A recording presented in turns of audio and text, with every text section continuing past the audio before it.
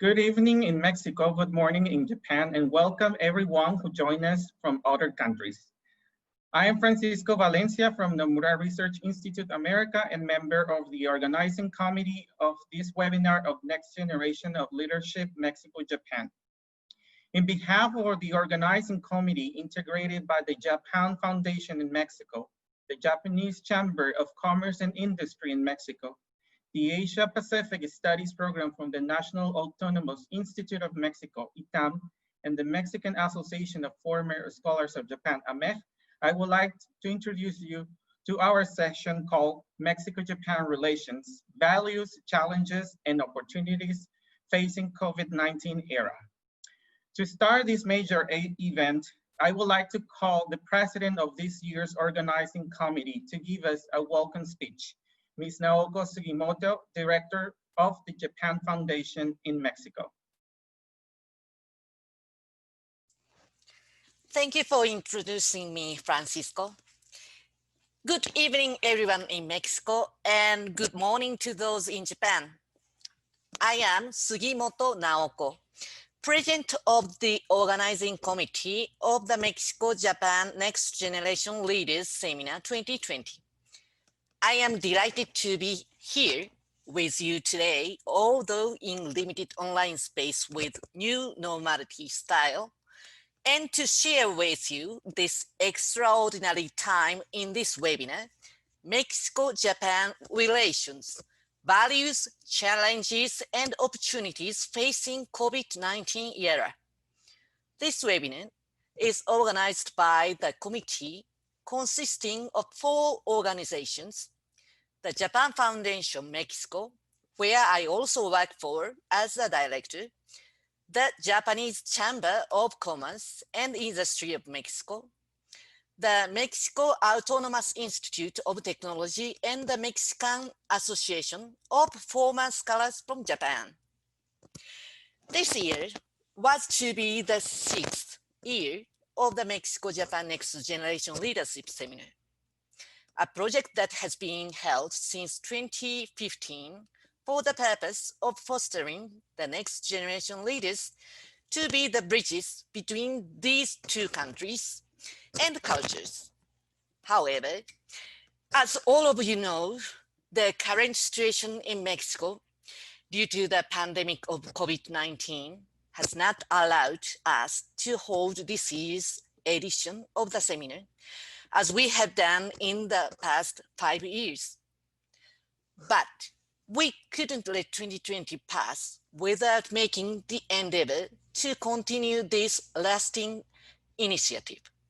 Therefore, we took this moment as an opportunity, not a crisis, and decided to employ this new technology and platform, such as Zoom, to organize a forum where people can learn about how we can tackle the challenges that have been brought by the global pandemic of the coronavirus, and also what are the leaders' figures required in the new normality at the multicultural labor environment.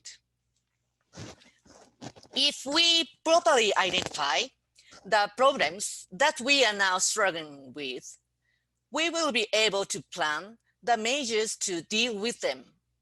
I am sure that today everyone at the end of the session will acquire plenty of lessons through this intellectual dialogue, which is one of the main pillars of the activities the Japan Foundation focuses on. As the only institution in Japan specialized in implementing cultural exchange programs to strengthen friendship and ties between Japan and countries around the world, the Japan Foundation Mexico is also encouraged to implement intellectual exchanges between the people in both countries, Mexico and Japan, to deepen their mutual understanding. In this sense, this initiative, Mexico-Japan Next Generation Leaders Seminar, is one of what we should keep advancing and developing in the future. thanks to X50 leaders we trained through the seminar. With their wisdom and experience, I am sure that we can convert an enemy into a friend. Finally, I would like to thank today's panelists, Dr. Melba FALCK and Dr. Leo Guzman from the University of Guadalajara, as well as Ms. Makiko TAKAOKA, Managing Director of the Nomura Research Institute, Singapore, Manila headquarters. They will share with us reflections on the Mexico-Japan bilateral economic relationship, the insights to the present and future of the automotive industry in Mexico, as well as reflections on the future of the Mexico-Japan bilateral relationship and the human resources development in the time of new normality. Also, of course, I thank Dr. Ulises Granados, Director of the Asia Pacific Studies Programs from Mexico Autonomous Institute of Technology, and Ms. Kazuko Nagao from the National School of Languages, Linguistics and Translation of the National Autonomous University of Mexico. They helped us in developing this seminar and will take part in making pertinent comments, encouraging insightful debates, and wrapping up the sessions. Once again, I appreciate all of you who are here with us today. And I hope all of you learn from the professional knowledge and experiences shared in the seminar and from the discussions based on them. I truly believe that today's seminar will bring you fruitful insights in this time with COVID-19. Thank you very much. Thank you very much for your briefing. Greetings, Ms. SUGIMOTO. Now, I would like to give the word to the President of the Board of the Japanese Chamber of Commerce and Industry in Mexico, and also the President of Mitsui, Mexico, Mr. Michihiro Nose. Hello, good evening, everyone in Mexico, and good morning, everyone in Japan. As a member of the hosting organizations, the Japanese Chamber of Commerce and Industry in Mexico, I am very pleased to have you all participate in this event. To be honest, I was disappointed when I heard that we would not be able to hold a face-to-face seminar this year due to the pandemic. However, I am so excited right now to know that more than 500 people are participating. How could we get a place that could hold 500 people on site? Actually, this is one of the phenomenon that we have been witnessing under the COVID-19 era. The theme of the seminar, Mexico-Japan Relations, Values, Challenges, and Opportunities Facing COVID-19 Era, is indeed a timely one that captured the turning point we're at. The corona pandemic is forcing us to change the way we work. We are working from home to avoid infection in the workplace, and in manufacturing plant, we are maintaining a distance between employees. For office work, the business continuity plan seems to be running relatively smoothly as many households already have internet access, and the companies provide IT tool for video conferencing to the employees. It is said that this pandemic has accelerated the trend towards digitalization of industry and lifestyle, which we had already envisioned. However, while routine tasks are relatively easy to perform online, it is difficult to perform tasks that Japanese companies are particularly strong in, such as creating ideas together, working together as a team, and learning from colleagues. These are just a few examples of changes in the way we work, but how will products, services, and business models change? The development of the internet has spawned companies like Amazon, Facebook, and Apple that have direct contact with numerous consumers. Longer time at home will further accelerate the shift of business to direct to consumer and direct to home. Consumers will order products of their choice and design. Amusement is available at home online.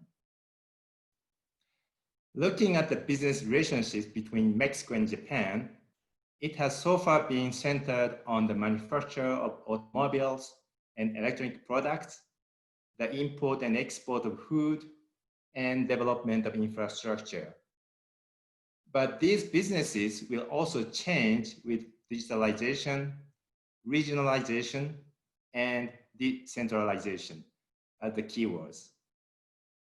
The way of cultural exchange between the two countries may also transform with the power of internet. In the cyberspace, people values are shared freely among people, and new communities and cultures take shape as a result. In this online seminar, I hope that all of you who are living in this new era will deepen your thinking and sharpen your senses about the way people connect. Because in all times, people are most moved when they touch each other's feelings and empathize with each other. Thank you very much.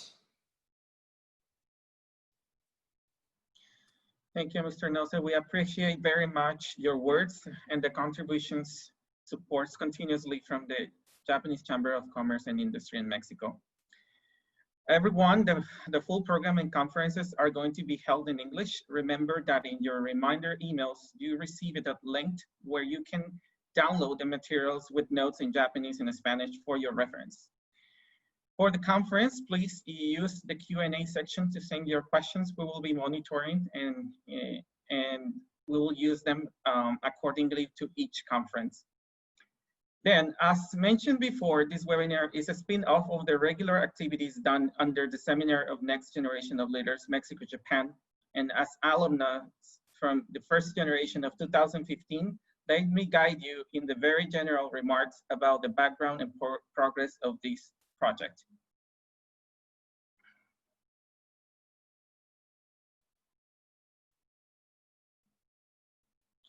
If you can see there my screen, I will just guide you for the background and progress of these projects as I mentioned before.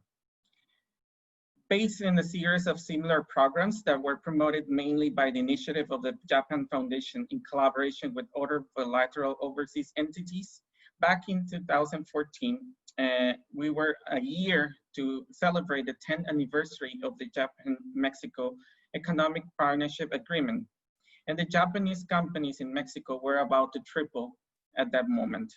So it was the time and the necessary moment to review the standing point from the perspective of new generations.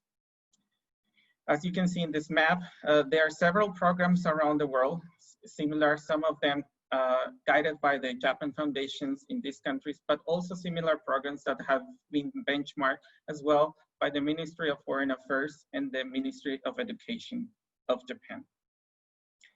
Back in 2014, the conversation started among the Japanese Chamber of Commerce and Industry in Mexico, the Japan Foundation, the Asia Pacific Studies Program from the Mexican Autonomous Institute of Technology, ITAM, and TAYA, which is the Art and Architecture Mexico Atelier, looking for reflecting and improving different axes of bilateral relations. As you can see here, these 6 axes are divided into groups: the triple helix, which is the private sector, the public sector, and the academia, and the other axes are represented by the participants who joined this project, which is the Japanese members or residents in Mexico, the Mexicans, and the Nikkei community, which are the descendants, Japanese descendants that were born abroad.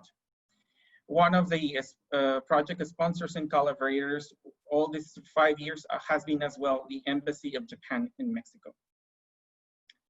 The project execution through the 5 years has been an effort from several entities, as mentioned before, and several other collaborators that help to enhance the leadership visions. Some of them has been permanent and some others has been intermittent.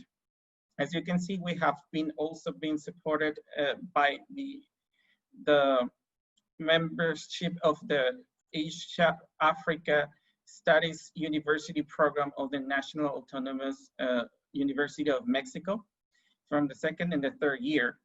Every year there's a single topic that is related as well to enhance and develop the human capital. In 2015, as I mentioned before, it was the time to take a look where was the relationship standing on. So we have the information and leadership seminar, the journey to strategic relationships between Mexico and Japan. Then in 2016, we jumped to the cultural gap reduction across Japanese companies in Mexico, building mutual understanding. Keeping the mutual understanding, then we went to analyze the cultural and leadership facilitators. In 2018, we created a facilitators program development named the Youth Needing a New Bridge between Mexico and Japan. And the last year, we did intercultural journey, facilitators, coaching, and development. 5 years of intensive progress have been implemented to more than 50 members of professionals affiliated to these 3 types of entities mentioned before. These are 5 generations in a total of 51 alumni, 29 Mexicans, 14 Japanese, and 8 Nikkei.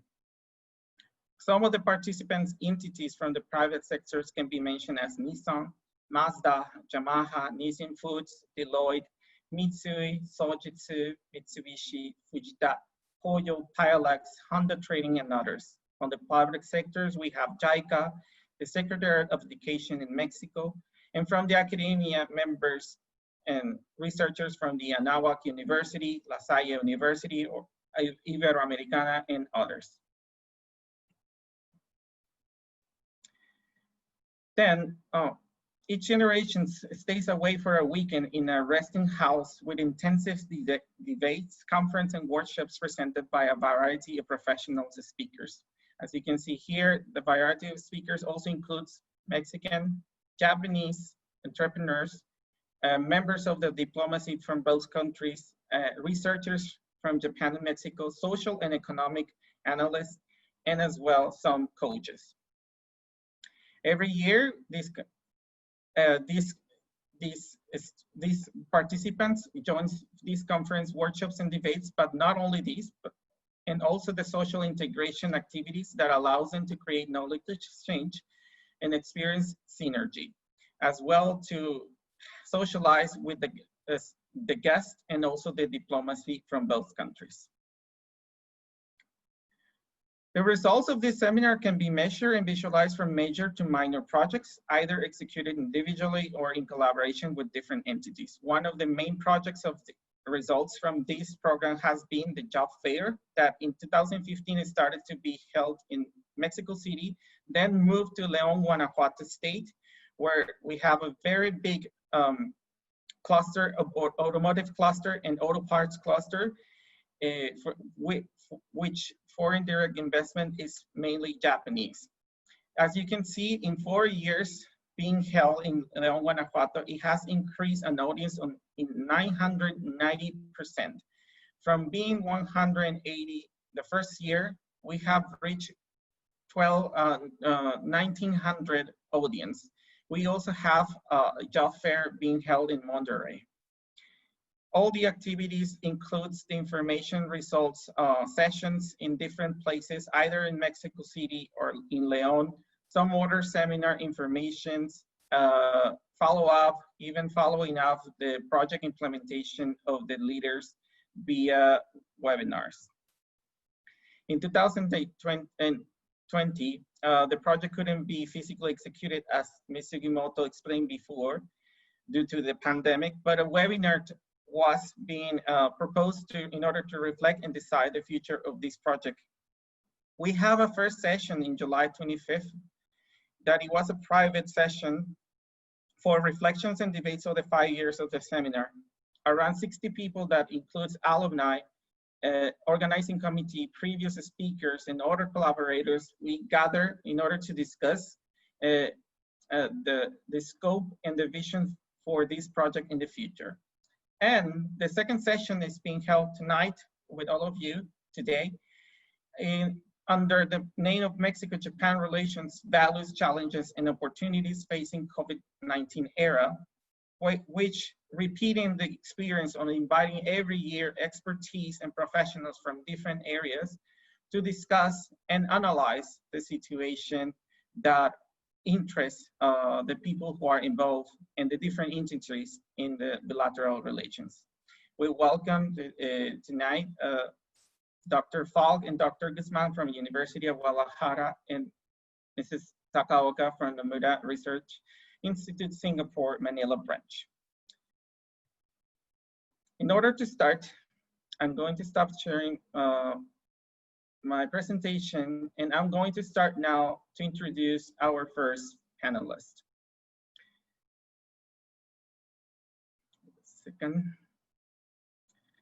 We will start with the macroeconomic view by Dr. Melba, who is a professor researcher at the Pacific Studies Department of the University of Guadalajara, Center for Social and Humanities Science, specialist in international economy and economic relations between Japan and Mexico. Let me just say that in 2016, she received the MOFA Foreign Minister's Commendation for Promotion of Mutual Understanding between Mexico and Japan. Dr. Melba, please. Thank you very much, Francisco. Good evening, Mexico. Good morning, Japan. I am very glad to be here today and with such big audience and sharing with such important academics in this seminar. And well, I would like to say that Dr. Guzman and myself have been working on Japanese foreign direct investment in Mexico for the last several years, 3 or 4 years now. And so today, our presentations will complement each other. I will present a more broad pattern of the Japanese investment in Mexico and in the macro impact mainly, and Dr. Guzman will go through more detailed analysis. So both conferences will complement each other. So in order to save time, I will share my screen.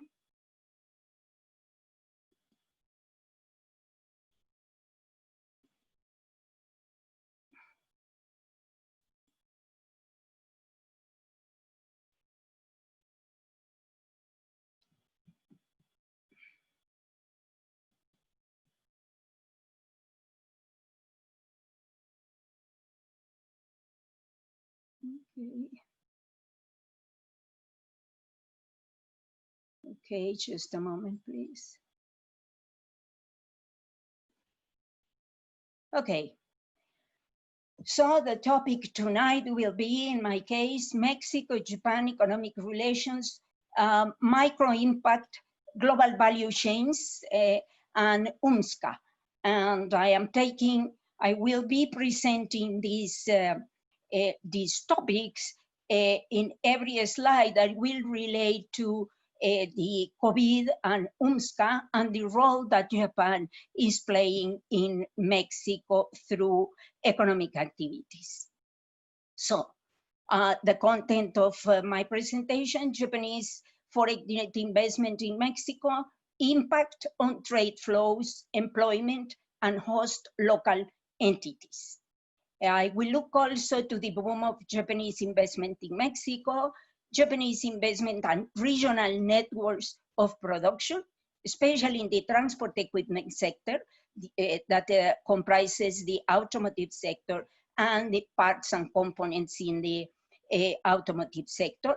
And in each of these topics, I will be relating Japan, the role of Japan, COVID-19, the impact, UMSCA, and if I have the time, I will talk a little bit about CPTPP as an opportunity for Mexico.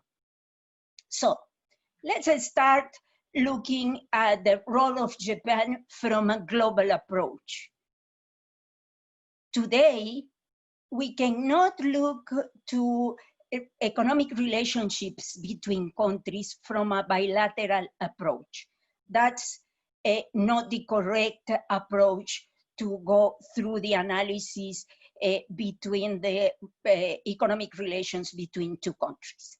And so I am going to start here with this graph that represents Mexico evolution of trade balance by main regions. Since 1994, when we signed the NAFTA agreement, and what can we see here in this graph is that our surplus with the NAFTA countries, especially with the US, has been increasing during this period and is very broad right now.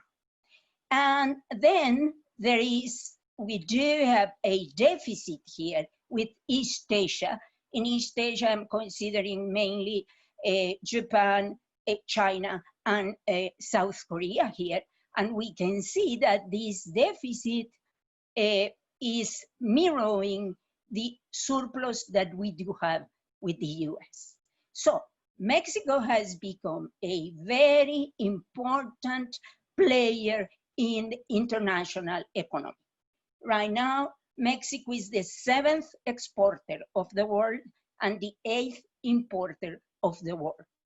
So the Mexican economy has increased its openness regarding GDP. Right now, about 60% of Mexico GDP corresponds to flows of trade, exports plus imports. That means the country is very open compared, for example, in the 80s, that figure was 20%, 10% of exports and 20% of imports. So Mexico is a big player in the international economy right now. What role plays Japan in this opening up of the Mexican economy?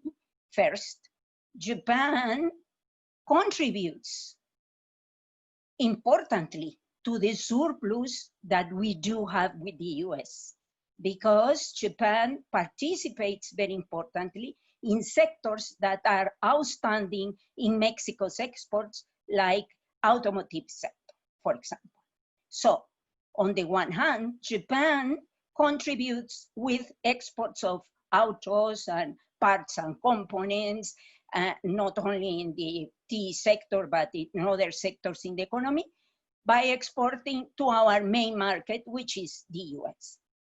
Then Japan also has a role in the deficit that we do have with Asia, but not just with Japan, but with other countries like, for example, China, because Japanese companies are established in China, and it may be, and we will see that in the next slide, a Japanese affiliate operating in Mexico can be buying parts and components from a Japanese affiliate operating in China.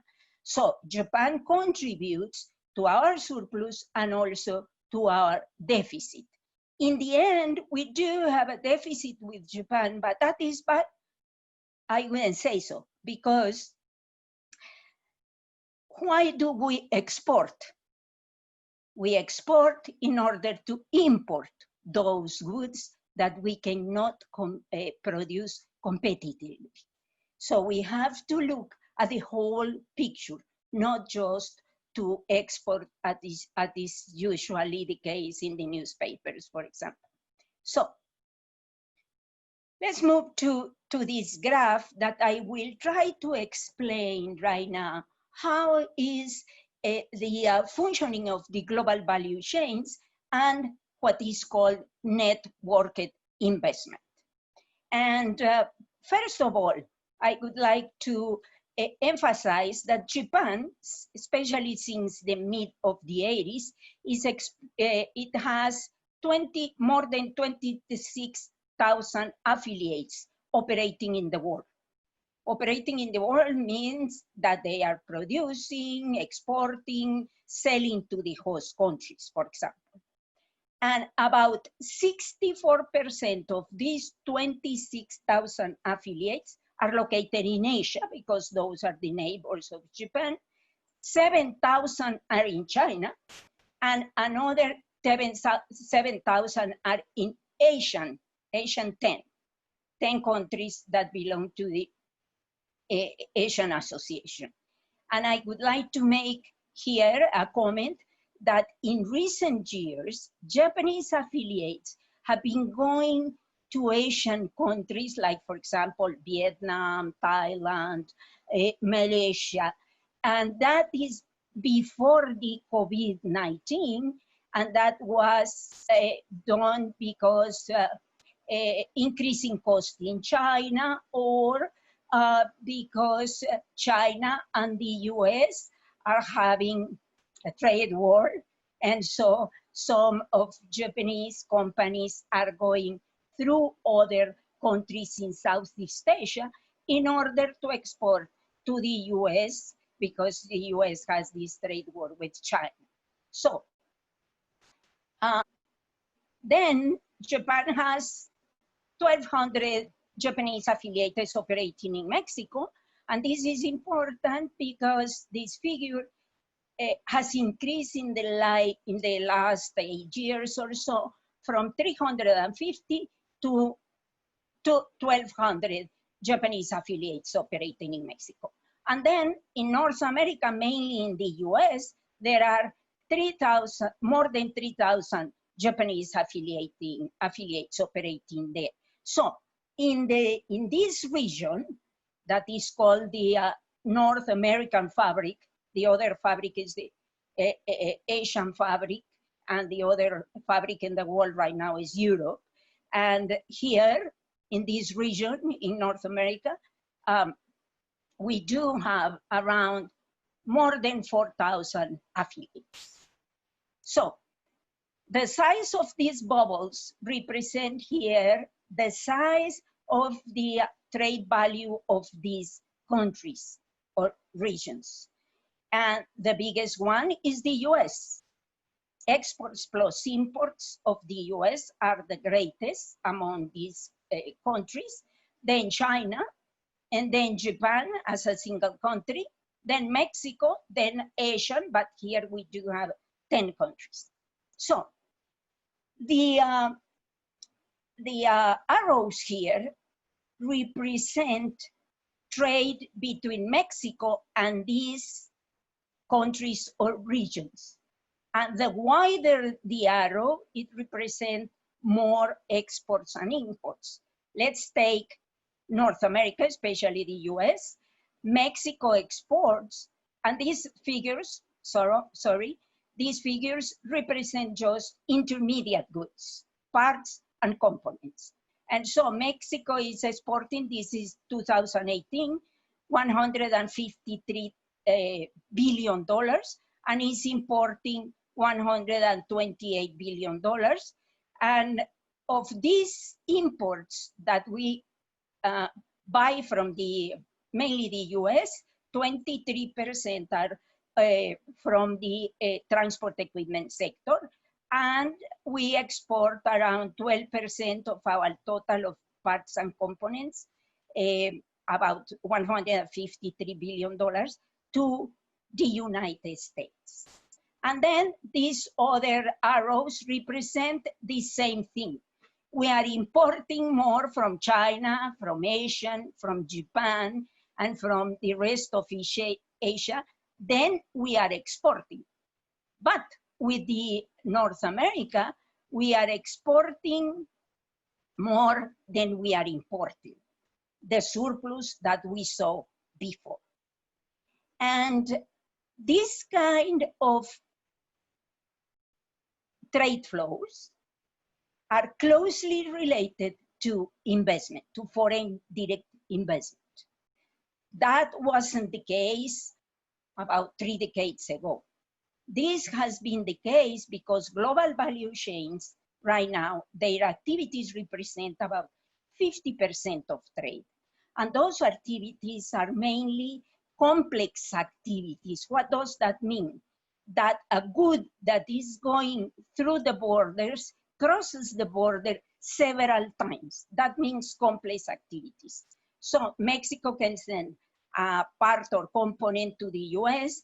In the US, they can add value to that part-time component, and let that part-time component go back to Mexico and is incorporated to a car, for example, and that car is exported to the US. So right now, in the international arena, the most important or the greatest trade is in intermediate goods, in parts and components. And this implies backward and forward linkages. And this has been the case because technology advancements and also communication advancements have made possible the fragmentation of production in different plants in the world. We don't see right now a whole car produced in one country.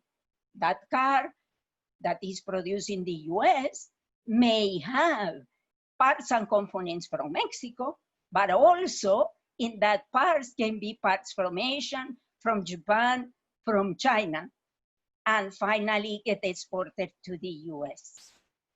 So what happened right now with the COVID-19, we saw that these activities were disrupted, and mainly because the Asia factory centered on China depended on supply of parts and components from that country. So these trades have been disrupted by COVID because in China, the pandemic started first. And so some plants in Korea, for example, had to close for some time because the critical inputs were not being supplied to other countries from China. So the response from other countries, including Japan, has been to relocate those Japanese affiliates from China to Asia or to Japan. Japan is destinating around $2 billion to help companies to move from here to here or to Japan, but also they can move to Mexico. I will go after that in the next slide. So we are going to see a new geographical pardon me, diversion and more concentration in regions, like here in North American region, the trade flows. And Japan, for example, is doing that in order to diversify and in order to lessen the risk of disruption. And so, going back here, Mexico exports parts and components and imports parts and components from North America, and both countries benefit from that.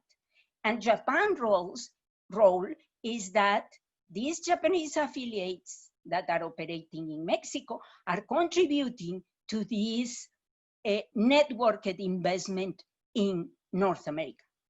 And the US, for example, exports final goods of transport equipment sector like automobiles to NAFTA, to Mexico or to Canada, to East Asia, to Europe, and to the rest of the world, because they get competitiveness sharing costs with Mexico, and Mexico in turn is getting competitiveness sharing imports from the US and also from these other places in Asia. So this is the role of Japan in this networked production and in global value chains. And we will see also that USMCA has an impact on that, because right now we do have a new rules of origin. And so I will see that in the next slide. So, what has been the evolution of foreign direct investment from Japan in Mexico? And I am using here announced foreign direct investment. I am using a database from the Financial Times, the intelligence unit of the Financial Times that has a wonderful database. I asked them to prepare a report. And from 2003, before NAFTA, before the EPA was signed with Japan, we see that this announced investment has been increasing, especially after the 2008 crisis. And this announced FDI is about $30 billion in this period until 2019.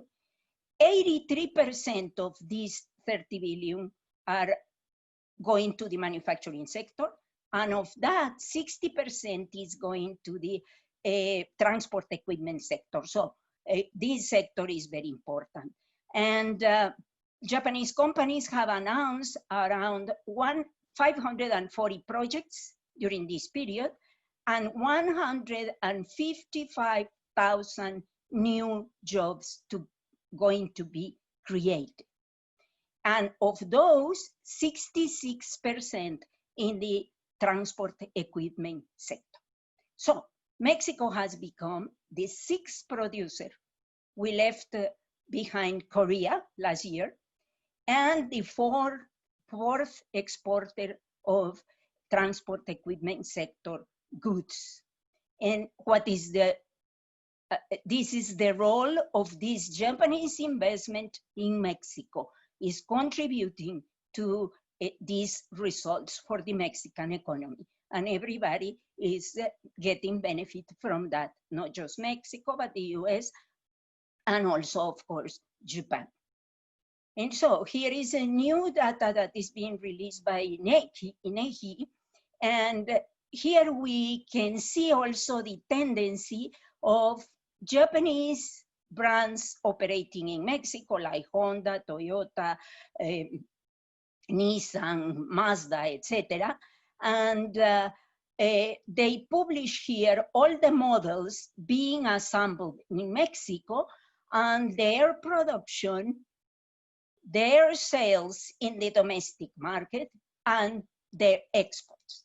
And what we can see here is that production has been increasing, that export have been increasing by Japanese companies operating in Mexico, the big OEMs, and also the selling of cars in Mexico. These are automotive, automobiles. It's being sold in the domestic market has also increased. Okay. So where is this Japanese investment coming?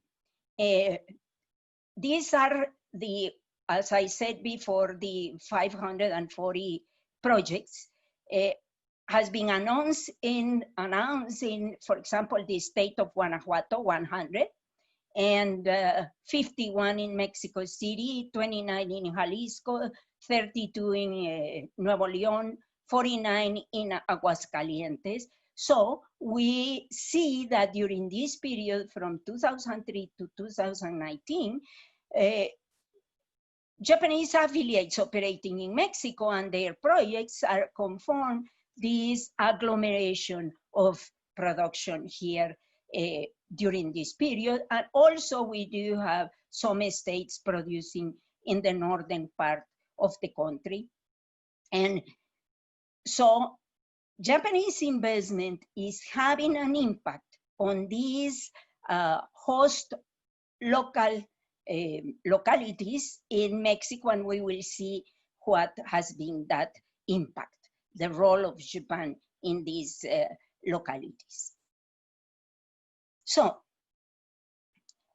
this is a graph that depicts imports of intermediate goods by major regions from Mexico.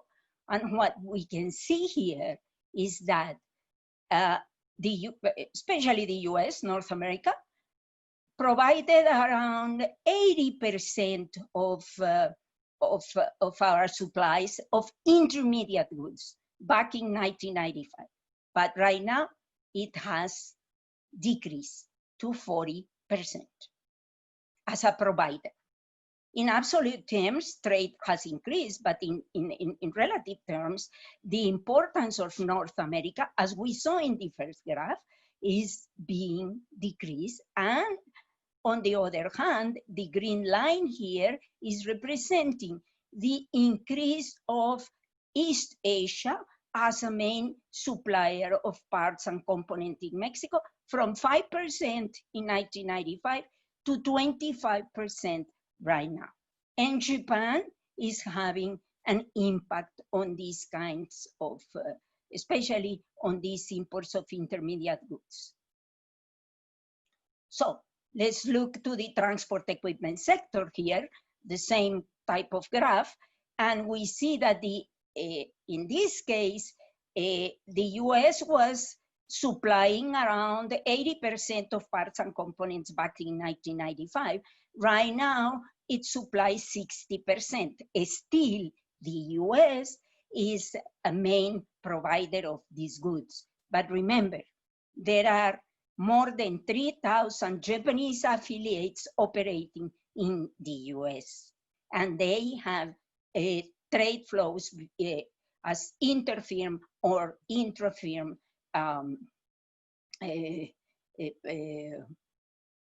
flows of exports or imports between those Japanese affiliates. So this is the role of Japan in the transport equipment sector. We don't have, it's difficult to get these figures through firms. We don't have available that kind of information, but here, as we know that there is a network of Japanese affiliates operating in North America, they are having a big importance, these 4,000 Japanese affiliates in the flows, in the trade flows of intermediate goods in the transport equipment sector in Mexico. And here is final goods of the transport equipment sector. Final goods include automobiles and also mainly automobiles here. And our main market is the US, 90%. This is the main market. East Asia is insignificant. So this is here, what is the importance of Japan is that Japan is contributing to these exports. Japan contributes with about 1/3 of our exports of cars to the US. And here, just to make a summary of what we have seen, we do have in the intermediate goods in the transport equipment sector, a surplus with the US, and Japan is contributing to this. And we have a deficit with East Asia, and Japan is also contributing to this. And in the final goods, we do have a big surplus with North America, and Japan is contributing to this surplus.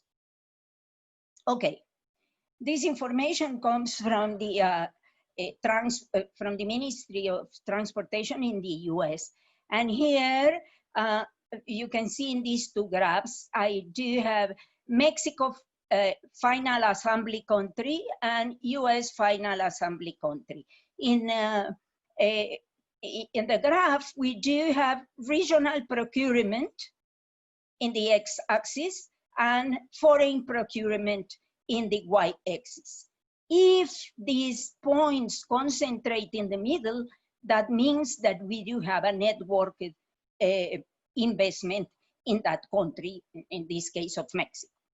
And let's see, these are figures for 2018, and there were 21 models Japanese models being assembled in Mexico in 2018. Of these, 57% of these models have 70 to 80% of regional content. What does that mean? means that regional procurement was coming either from Mexico or from the US or Canada. And maybe this regional content, it comes from Japanese affiliates operating in the US. So 50% of these 21 models have a regional content between 70 to 80%. 43% have a regional content, it means from Mexico and the US, between 50 and 55%. What is the regional content before USMCA required in order to goods to go with preferential treatment to the US market? 62.5%. But right now, it will increase in 3 years to 75%. That means that these 43% models have to work in order to increase the regional content to 75% in 3 years. And of these 21 models, local content, it means parts and components made in Mexico, represented between 55 to 75%. What does that mean? That means that either Japanese companies or Mexican companies were providing these parts and components. Local content doesn't mean Mexican content. It means that can be produced by a Mexican small or medium enterprise or by a Japanese affiliate operating in Mexico. So here with USMCA, we do have the challenge right now to increase this regional content, either by bringing Japanese affiliates that are operating in China right now to Mexico, or by increasing the production of our small and medium enterprises in Mexico, or by incorporating new small and medium enterprises in Mexico to the global value chain of the transport equipment sector in Mexico. I won't go to the US, but here Japan assembled in 2018 57 models, and regional content was 65 to 75% for 42% of these 57 models. That means that Japanese companies in the US assembling cars are buying either from the US or from Canada and also from Mexico, as we saw in the graph before. And this is why we said that in the 3 countries, we do have a regional networked investment center on the US, that is the main market, but Mexico is playing a big role, and Japan has an important role in that regional network of investment. Okay, impact on employment. Well, we do have here a graph that is looking at the employment in the transport equipment sector in Mexico, around now 900,000 persons, and mainly of direct jobs. And as you remember in a slide before, Japan is contributing to about 60% of the 155,000 jobs that are going to be created by those 500 projects. Are 60% of 155,000 are jobs created in a transport equipment sector, and it's a Japanese contribution. I also wanted to look at the current level of remunerations in the transport equipment sector in Mexico, because UMSCA is asking now that 40% of that 75% of regional content will be a value generated by workers earning $16 per hour. And so we know there is this difference between Mexico and the US because we do have a different relative resource endowment. The US has more capital than labor, and Mexico has like more labor than capital. The resource endowment is different, and so we can expect that the prices of the resources are different because of that different resource endowment. But with the UMSCA now, they are asking for this new requirement in order for goods to go to the US with a preferential treatment. This will take 3 years also, and it's starting from 30% this year until we reach 40%. Of that, 10% could be taken into account from companies that have research and development activities in their companies, for example. And so as I look at the remunerations in the transport equipment sector, I compare them with the 12 sectors that compose the manufacturing sector in Mexico. And on average, the transport equipment sector has remuneration 13% above about all sectors in average, and above compared to 6 subsectors, like for example, this is a food.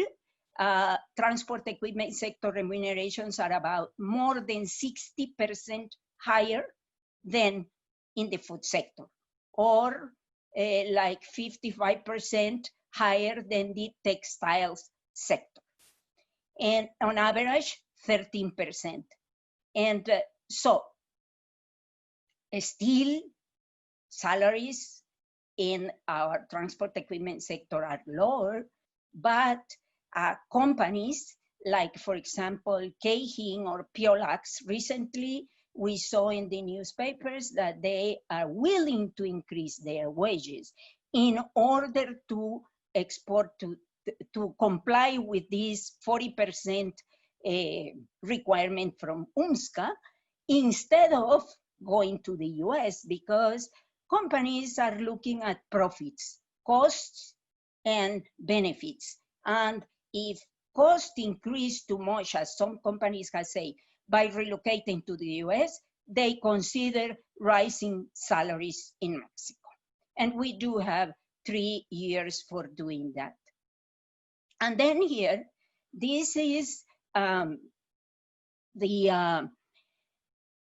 I looked at the index of the economies of the states that have received Japanese investment in Mexico mainly.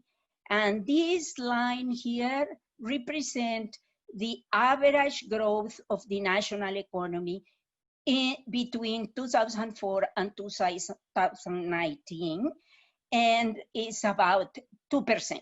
That means the Mexican economy grew 2% on average during this period. But in these states, for example, Aguascalientes, the economic activity index is showing average growth of 4%. Or also in the manufacturing activity of almost 7%. That's Aguascalientes. And most of these states that have received investment from Japan are showing greater growth rates on average in this period compared to the national average. Dr. Melba, sorry for interrupting. I think it's time for Dr. Guzman. I don't know if you can start to wrap up, please. Okay, just this slide, and I will put there. And okay, so here we do have the structure of the automotive sector, and the 20 OEMs, original equipment manufacturers like Japan, Nissan, Toyota, Mazda, are among these OEMs. And then we do have 3 tier levels of suppliers.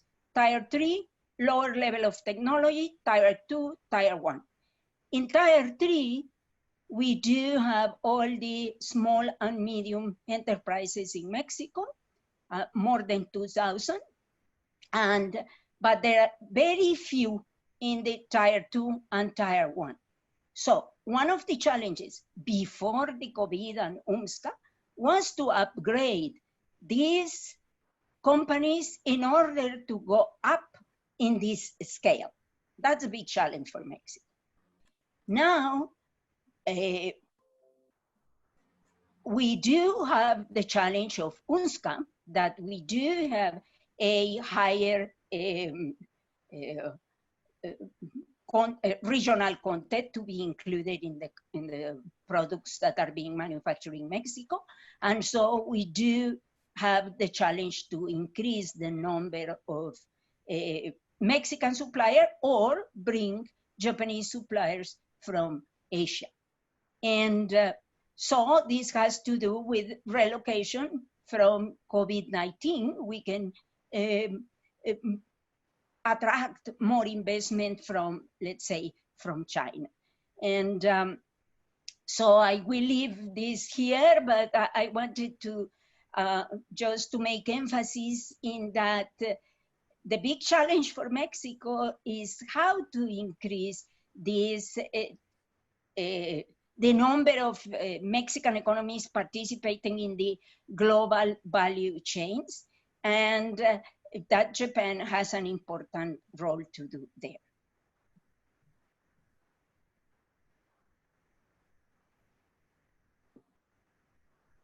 Thank you very much.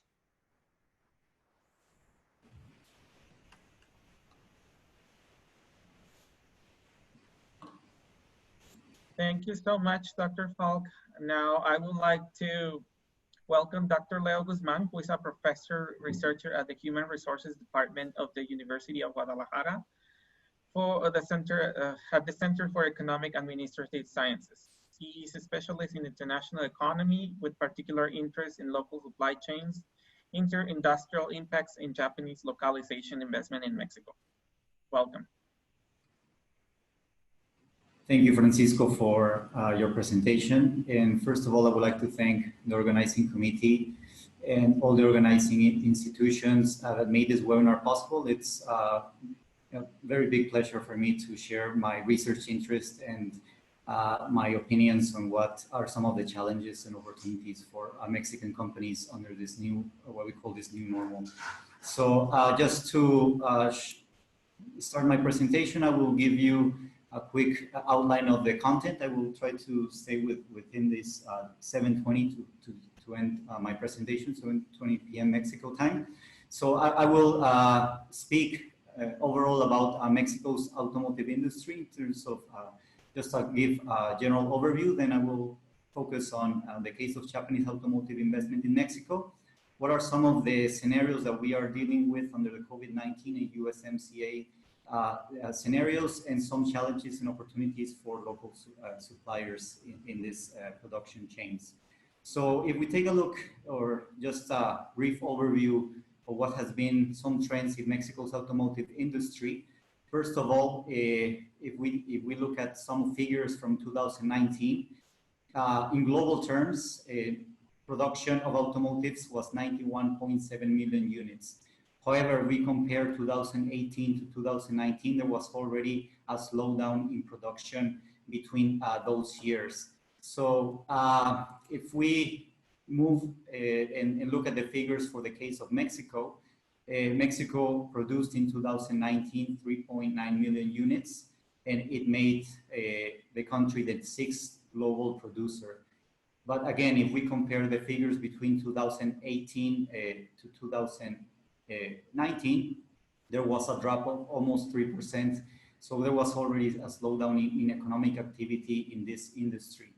As Professor Melba mentioned, most of the production is exported. 80% of what is produced within the country is exported. So it makes the country the 4th global exporter in these terms. Most of our production is exported to the North American market. 73% of what we export is concentrated in these two markets. And the industry in global terms represents 80% of total manufacturing GDP and employs over 850,000 workers. What is something important to point out is that after the 2008 financial crisis, and I want to go back this 12 years because we can learn a lot of what happened back then and maybe reflect on what we might expect in the upcoming years. Something that was interesting was that Mexico regained attractiveness as a destination for the automotive industry. During those times after the 2008 financial crisis, firms were looking for locations where they could optimize cost and that could offer manufacturing quality. So Mexico, having this long tradition in the industry, became again as an interesting and attractive location for this type of production. The country also offers infrastructure and human capital endowment, and the geographical location with access to the North American market has also was also a plus point for the country. And this trade openness, where we have access to 50 countries via 13 free trade agreements. The country was also experiencing an internal growth in terms of demand for automotive products. So this was also a key point for this relocation of firms after that crisis in 2008. So we saw the arrival of North American, European, and Asian automotive plants that gave way to what is this distribution of original equipment manufacturing or automotive plants within the country. As we can see, they are very regionalized in the western, center, and northern parts of the country, where we can start to see the location of these Japanese automotive plants. So what are some of these figures for the case of Japanese automotive investment in Mexico? As Dr. Falk also mentioned, there was an important increase of foreign direct investment flows after 2010.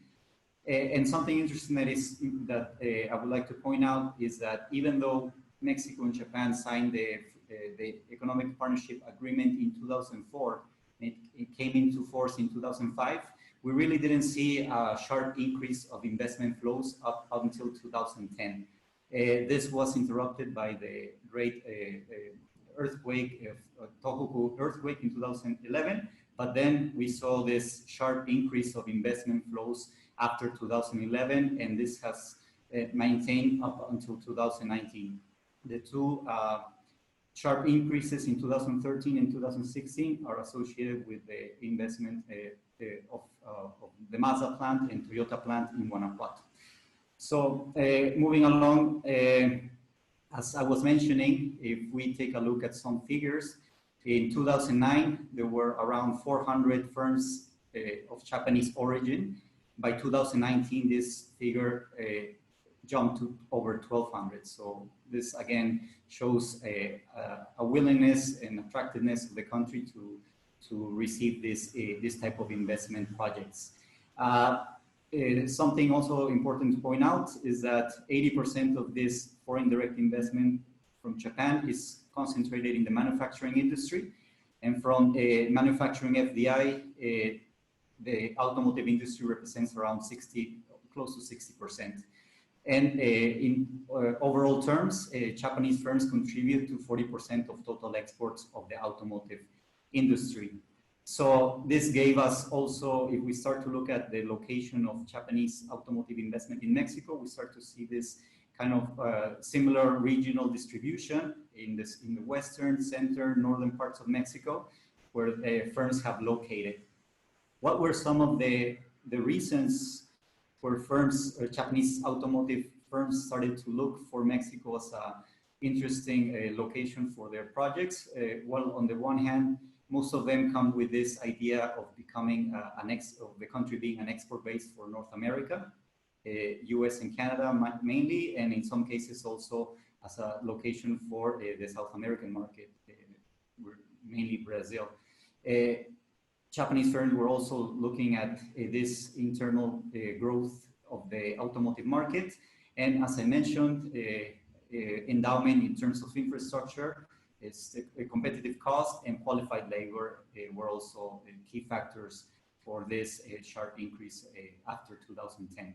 And in macroeconomic terms, we can also point out the stable economic and fiscal system associated with our country.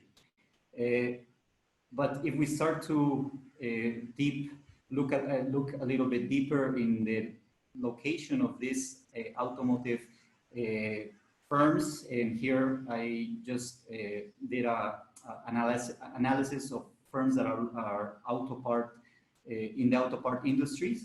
So we start to see that they are very close together and located in very reduced number of municipalities in the country. So we start to see that they do start to have this kind of agglomeration and cluster type of location in the country. What are some of the motivations or reasons that I have found that push firms to follow this type of organizational distribution? There's this preference for agglomeration, both in terms of spatial and organizational integration.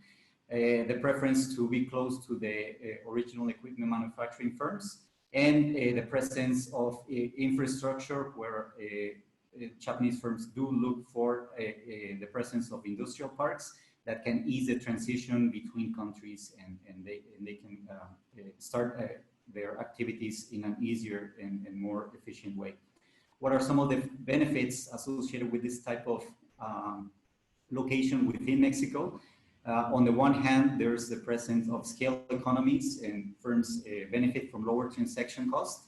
There's also the facility for cooperation, even with firms that are competitors in the same industry. They have the tendency to have this type of cooperation within firms, and the presence of both technological and productivity spillovers from this type of spatial preference. If we move along to what are some of the scenarios under COVID-19 and USMCA, first of all, we have to take a look at what's happening in the industry. For example, if we take a look at what was needed for the automotive industry in terms of inputs, the industry was already importing more than half of the needed inputs, both at the tier 1 and tier 2 levels of procurement. So there was already a kind of a lack of a supplier base even prior to the COVID-19 and the USMCA scenario. This was something that the industry was demanding, a development of the supplier base. And if we take a look at local content, what can be supplied within Mexico, local or endogenous firms represent only 30% of this local content. So here also there's a lack of endogenous firm development for the automotive industry. Now moving to the COVID-19 scenario, if we compare the months of April 2019 and April 2020, between those 2 months, production fell by almost 99% in the industry, which was a big problem for production of the industry. Exports fell by 90%, and internal sales fell by 64.5%. So there was this halt production, and this had all these ripple effects that we are still experiencing today. So what are some of the all the scenarios that have brought the COVID-19 pandemic? Is this what we call now the new normal, the new reality, which is somehow transforming the manufacturing process. In terms of the USMCA, there are 2 points that I would like to highlight. One has to do with the regulations regarding parts and components, where 40 to 45% by 2023 must be produced under a $16 per hour labor cost. This will eventually be passed on to the final consumer in the form of higher prices, and it will affect the competitiveness of the region as a whole. In this point, it's interesting that some firms, especially Japanese firms, have highlighted that they would be willing to pay the $16 per hour even and stay within Mexico. They would be willing to increase labor costs to their workers and not relocate to other regions in North America, which I find quite interesting. And the other point under the USMCA is what is called as Annex 23A. That has to do with regarding worker representations in collective bargaining, the easiness to forming unions. And here it seems that what has to do with sanctions and suspension of preferential tariffs is being hit harder for the case of Mexican firms. The Annex 23A has also or has the intention of not or easiness of the wage stagnation of workers, but it doesn't seem to have this the same effect on all countries. So it seems that this will be harder on the Mexican side. So what are some of the challenges and opportunities for local suppliers and for the industry as a whole? First of all, I think that one of the opportunities is that, as Dr. FALCK was mentioning, this restructuring of the global value chains to a regional context will bring new opportunities for new suppliers that can enter this production chains.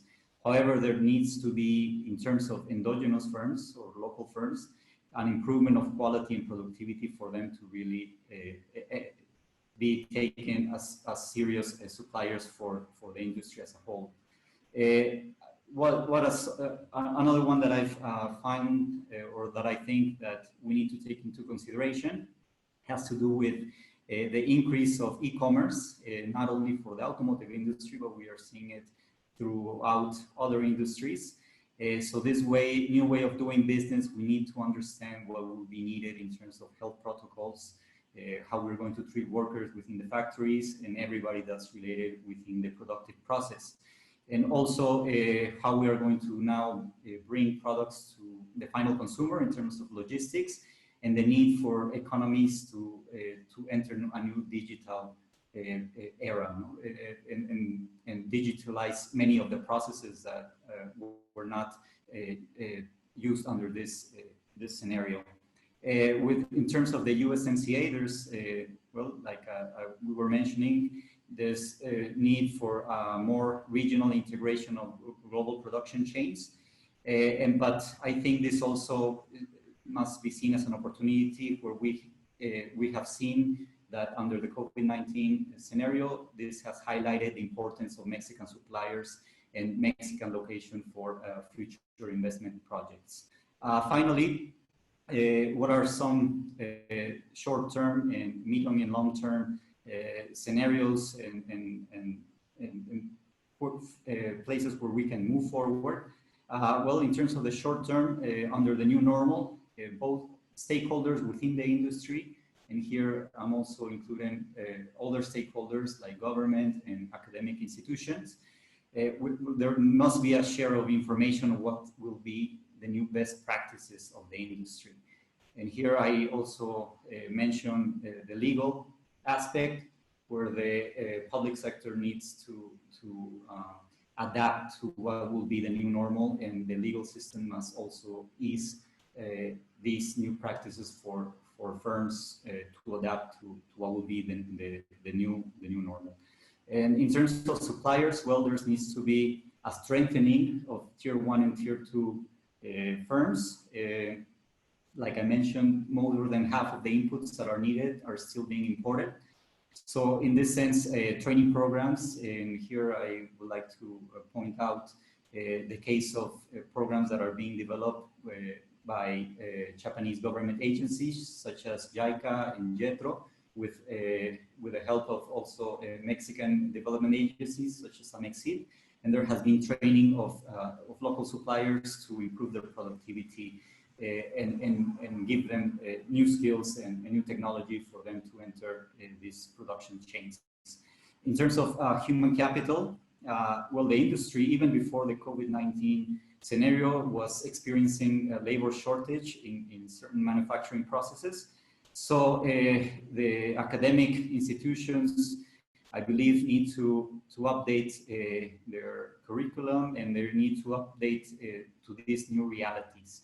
The labor force, and I'm speaking here at all levels of the firm, must be willing to adapt and have flexibility, soft skills that are going to be crucial for the upcoming years. Is this idea of having critical thinking, to be creative, to be good communicators, and to be able to cooperate under these new normal and new scenarios. In terms of hard skills, well, programming and advanced technologies will be crucial also for human capital in the future. So this is what I see kind of in the short term as some of important points to highlight. And if we look at the medium and long term, I believe the industry must set a clear agenda. We need to transition from only a manufacturing hub and to start looking at higher value added activities. The industry, it is not suffice to just thrive under low labor costs and just manufacturing parts and activities. We need to look more to activities related to design engineering or to manufacturing from my perspective.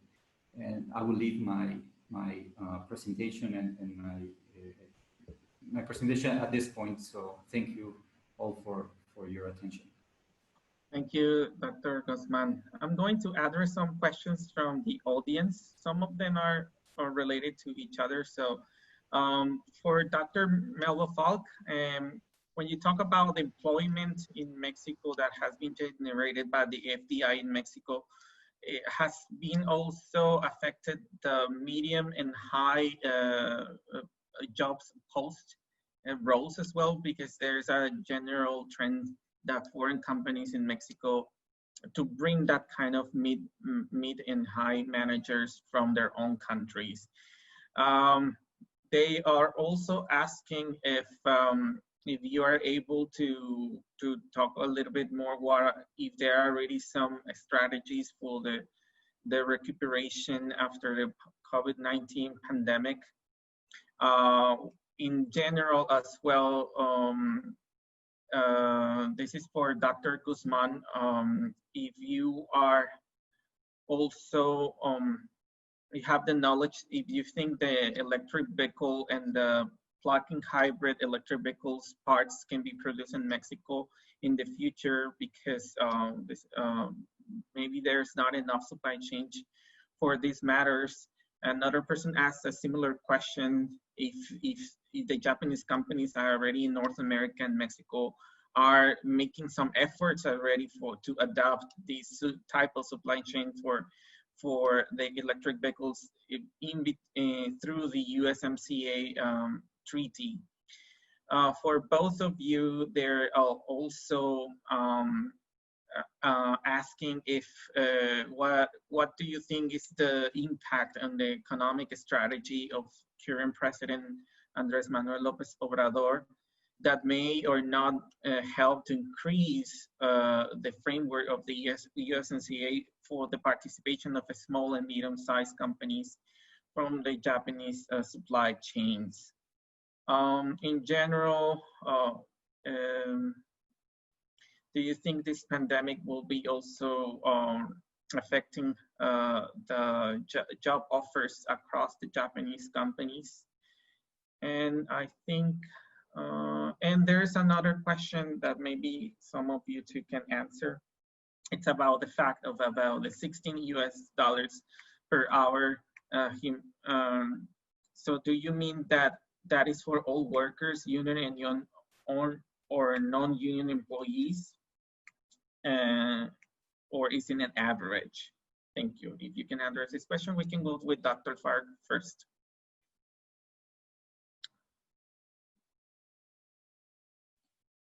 Okay, regarding the employment, I would say that I don't have the figures, but I would say that most of the employees of the Japanese affiliates operating in Mexico are Mexicans. Of course, we can expect that some managers or people in top positions are coming from Japan, but for example, the general manager of Nissan is a Mexican, and now the the person in charge of the global marketing of Nissan is a woman from Mexico. So I think that it takes time, of course, for Mexican laborers to get to the upper ladders of the organization of the enterprises. But since we do have right now 15 years of experience here in Mexico working with the Japanese affiliates, I think more Mexicans are getting into higher positions, but I have to look at the figures. I don't have them right now. It's homework for me later on. And regarding the AMLO, this government policy towards foreign direct investment, I would say that, well, there have been some signs that are not reflecting security for investment. You know, investment that goes to any country needs economic security, political stability, and also physical security.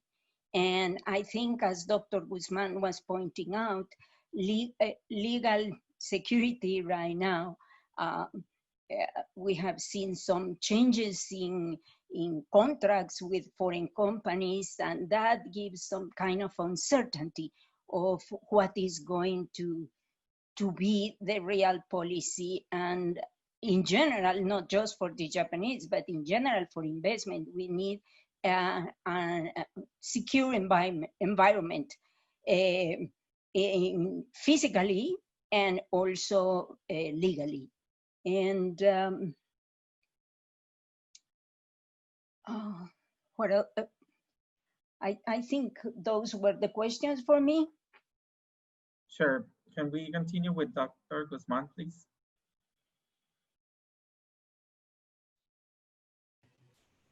Yes, so one of the questions that I have here is regarding the supply chains and how they will adapt to electric vehicles. So from my opinion, I think that the change, for factories to move to electric technology will take some time, and I don't think it's something that we will see in the short term. The whole way the vehicles and are manufacturing under electric technology is completely different. So this will also imply some learning curve for the local firms that are now supplying under the current technology. So I don't think it's something that we can expect under the short term, this change for technological advances under the electric automobiles. And also this has to do with the internal market, because I don't believe we are still under the capabilities of providing electrical vehicles for the general consumers. So this project might be something more of the medium and long term for this switch of technological production within Mexico, at least. And the other question had to do with the $16 per hour. If it was for union or non-union workers, well, the USMCA establishes that has 40% of the automobile that has been produced within the 3 countries has to at least be with under a $16 per hour worker salary. So it does not clarify if it has to be management or worker positions, but it is assumed that it's for line workers. This $16 per hour under the 40% rule that I was pointing out. Thank you, Dr. Guzman. We still have more questions. We will collect your questions and address them to later on. Since the time constraints, we will now go to a break. And in 10 minutes, we will be back for our next conference. So please, we will have now 10 minutes. It's already 7:30 in Mexico City time. So we will have you back at 7:40. Okay, thank you. It's time for our third guest. Let me introduce her. She's also my senior colleague, Mrs. Makiko TAKAOKA. She is the general manager from the Nomura Research Institute Singapore, Manila Branch. She is a member of the Japanese Chamber of Commerce and Industry, counselor in JETRO, jury of the Japanese Studies Forum for the Japan Foundation, and member of the Japanese associations, all of them in the Philippines. She possesses several accreditations as a coach, and I would like to welcome her talk on leading exchange by redefining balance, learning from experiences with Japanese companies in Asia. Welcome, Takaoka-san. Thank you, Francisco. Good evening in Mexico. Good morning in Japan and in Asia. So thank you so much for inviting me to this very important event. And first of all, I'd like to congratulate organizing committee for this 6th-year event. I know that it's not so easy to continue this kind of initiative and program. And especially this year, with this situation, I'd like to really admire and then respect that you push through this activity, even it's virtual. My last visit to Mexico actually was when I was 2 years old. So it's 1970s. And since that time, I couldn't have been able to go back to Mexico. But hopefully, if the situation allows in the future, I want to visit you and then hope to connect with you face to face. But I'm so glad that I can connect with all of you today through this virtual online webinar. So I am Makiko TAKAOKA from Nomura Research Institute, Singapore, Manila Branch. So I'm based in Manila. And my topic today covers organizational level and even individual level change. So Dr. FALCK and Dr. Guzman talked about the macroeconomic global value chain in terms of trade and also the auto industry situations. And we all know that we need to change. We need to transform from the current to the new future. Then my part will talk about further micro level to each organization and to individual leadership level. So after I introduce myself, I'll first start from challenges of Japanese companies before COVID-19, particularly in the Philippines, based on our experiences. And so far, what have been our key leadership lessons during this COVID-19? Then moving forward, what will be the factors that we have to consider in leading the change. Okay, so yeah, Francisco already introduced me, thank you. I'd like to just highlight some of the part that I was privileged to be a scholar of Japan Foundation Asian Center, when I was taking masteral in Japan, and I studied in the Philippines for 1 year in field research in the community development area. So I'm glad that I'm very privileged to be here together with Japan Foundation as well today.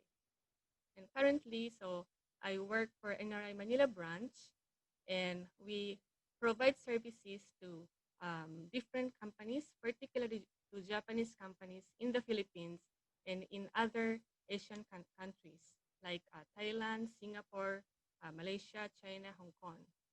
And my personal expertise is on people and organization.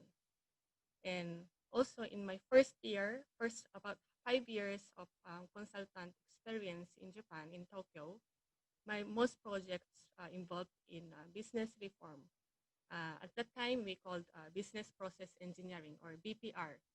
So from there, I have also learning on the change management that we can still apply today. Right. So quick introduction about our organization.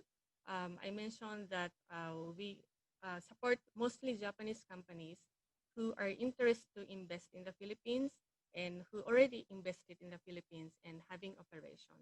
And particularly, we have HR and organizational development support, aside from the ODA technical assistance and the feasibility study and systems projects. So far, we have been supported more than 500 projects or cases in the Philippines and in other countries as well. So for today's discussion, my messages are based on our experiences as well as my own organization's experience as a leader. So first, before going to the COVID, what were happening in the Philippines for Japanese companies? So this shows the milestones, history and milestone of the Japanese companies in the Philippines, and what have been the challenges of the Japanese companies, particularly in terms of people and organization. So in 1995, there was a special economic zone established, and since then, FDI increased from Japan, and EPA was signed in 2006. And after that, particularly after China's wage increase and China Plus trend, there were large Japanese manufacturing investments. And as of now, there are about 1,500 Japanese companies in the Philippines. More than half of them are members of Japanese Chamber of Commerce and Industry, Philippines and Cebu. Then about half are manufacturing companies. So what have been the challenges of those Japanese companies? In the initial stage, the priority was really the stabilization of operation. So focus was more on the technical matters, how they can transfer the technologies and process from Japan or other countries to the Philippines. And another concern was retention of engineers, because Filipinos can speak fluent English, and 10% of the population work outside the country, and they send money to the Philippines. And the brain drain of those engineers, how the companies can retain, were one of the challenges. And we had helped them through the salary structure development, and then how to evaluate their performance and reward. So those were the areas of the initial stage. Then after 2000, for the last 20 years, in addition or aside from the technical matters, there were many concerns whenever I talk with Japanese companies in Asia. They were always concerned about the cultural differences. So difference in Japanese way of management and Filipino way or ASEAN style of people management posed some problems in terms of productivity or even to the business impact.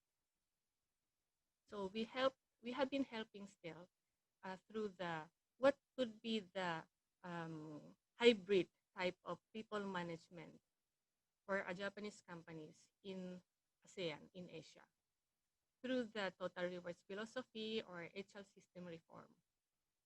So it's not just exporting the Japanese way of management, and it's not just adapting to the local management style, but it's adjusting, both way adjusting and creating a hybrid type of people management. Then recent concerns have been a little bit different because it might be similar in Mexico. Most Japanese companies are aiming for the localization of management. Excuse me. So, so for example, currently, if the management is consisted of 80% Japanese and 20% local managers, then one is high cost because of the Japanese expat. And another is that these Japanese expat change every 3 years to 5 years. So there's a know-how about operating in the local, but there's a change, and that learning curve will take time. And finally, the concern was that since the management are done by mostly Japanese expats, for some companies, even manager level will wait for the direction and instructions from Japanese superiors. Then there will be no initiatives or ownership by local managers, which will affect also again the business impact. So those both positive and negative side of the localization have been the main agenda.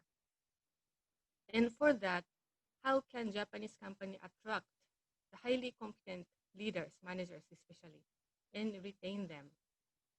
Sometimes it happens that they were able to hire a very good experienced manager from a large company, multinational companies, but after joining the company, because of the difference in culture, then the manager cannot be retained.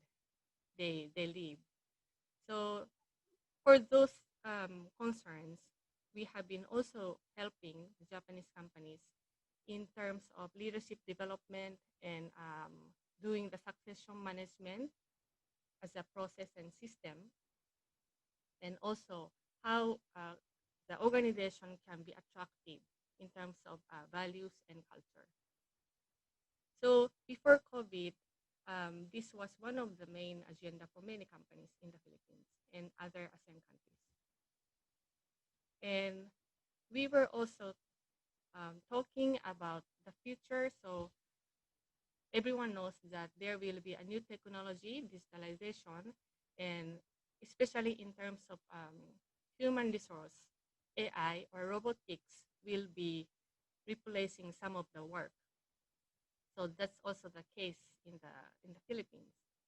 So for HR, what could be the work or the values that only human can do, that not AI or robotics cannot do? Then for that, what kind of skills do we need to upscale? So those were the agenda of the leaders and HR. And for that, we have been also partnering with those companies in terms of analyzing those using data, people analytics, or assessing the organization, how ready the organizations are for the digitalization. So those have been before COVID. Then with the COVID, we have seen many companies surviving and at the same time leading the change. So here we are using this framework to discuss where the organization is right now or where the leader is right now. So all of us have been surviving or responding to crisis since early this year, and it's been almost 6 months. But at the same time, I know that most companies and leaders are leading the change. So it's not passive that we have to change. Like suddenly we were forced to work from home, or suddenly we were forced to pay online or pay groceries online. But now, instead of passive response, it's already at the time to lead the change. So from passive to active.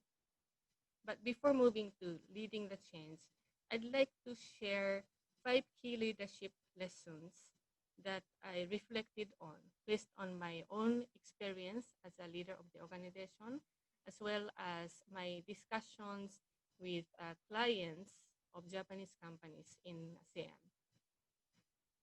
So there are 5 key leadership lessons that I think it's worth reflect on, and we think we can also apply. So first one is leaders are to make tough decisions faster.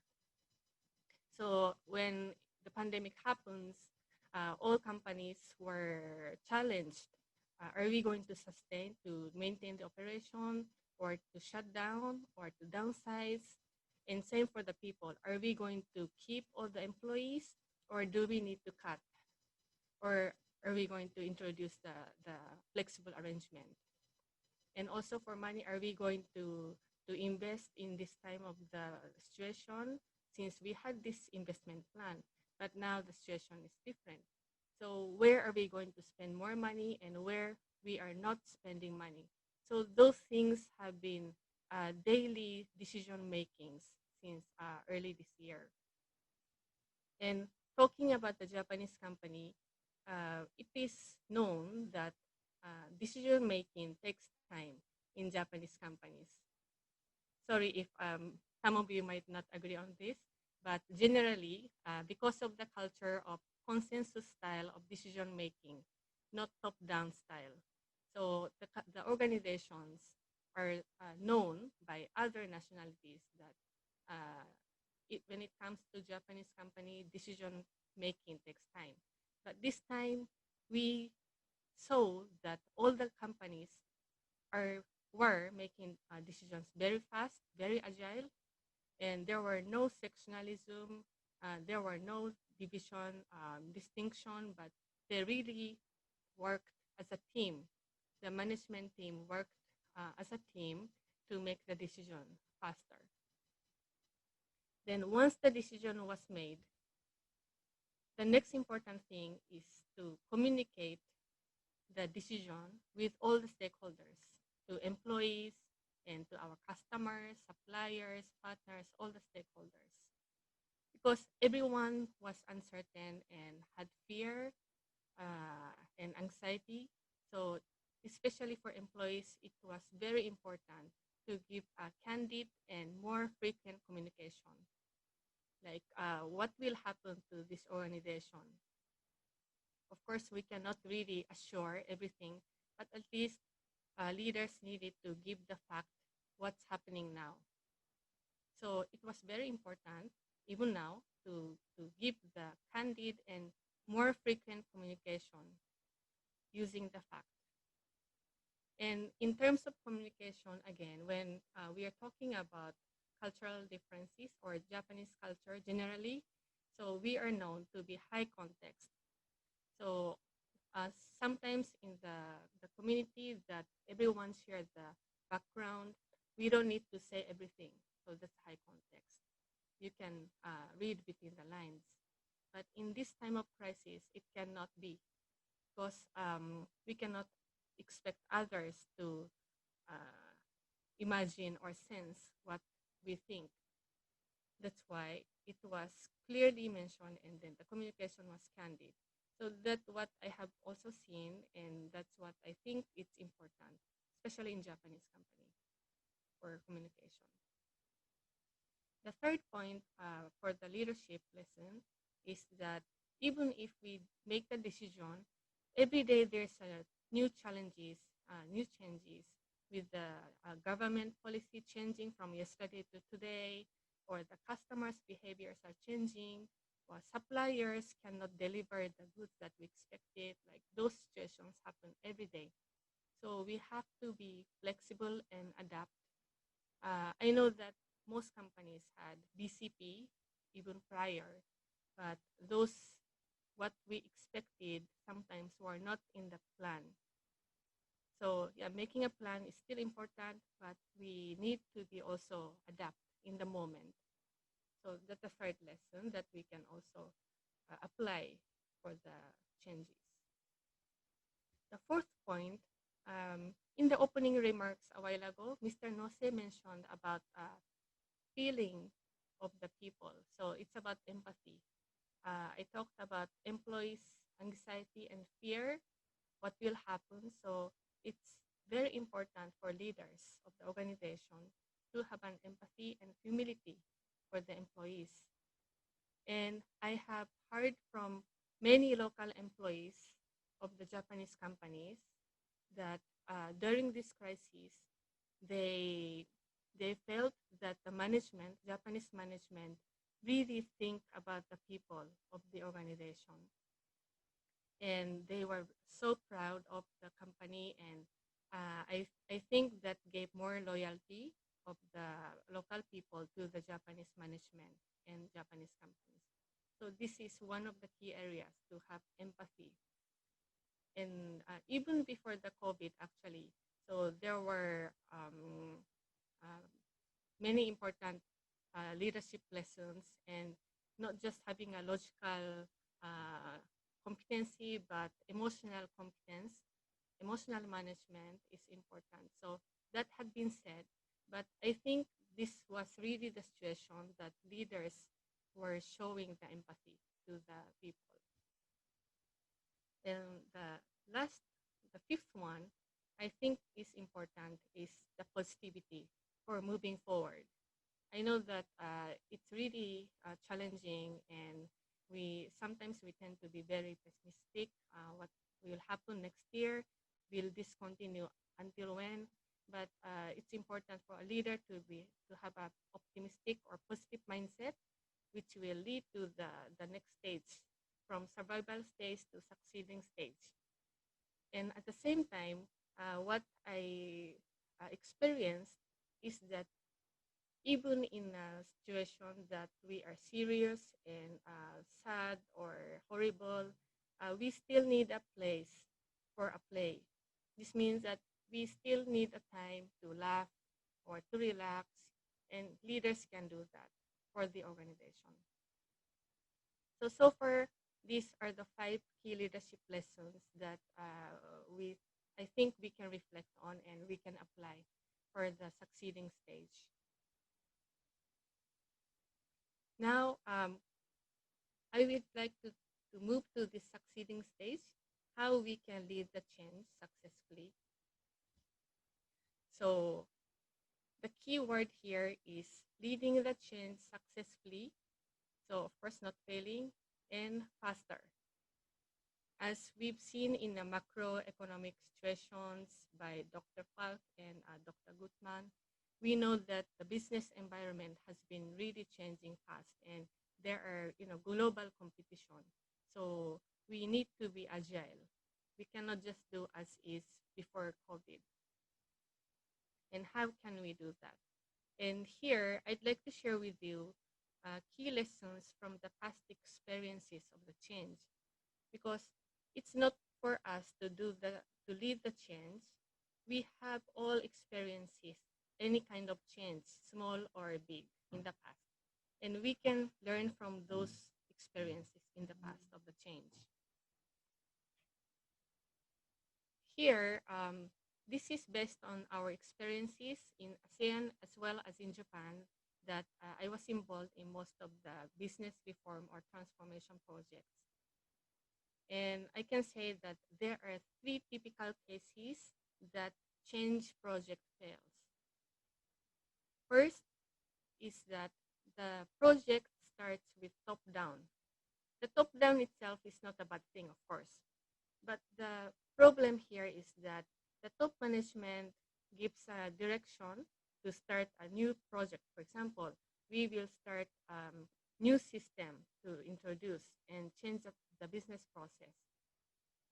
However, the concerned project team or the people involved are just waiting for the direction or instructions by the top management, and they perceive that this is an additional task for them.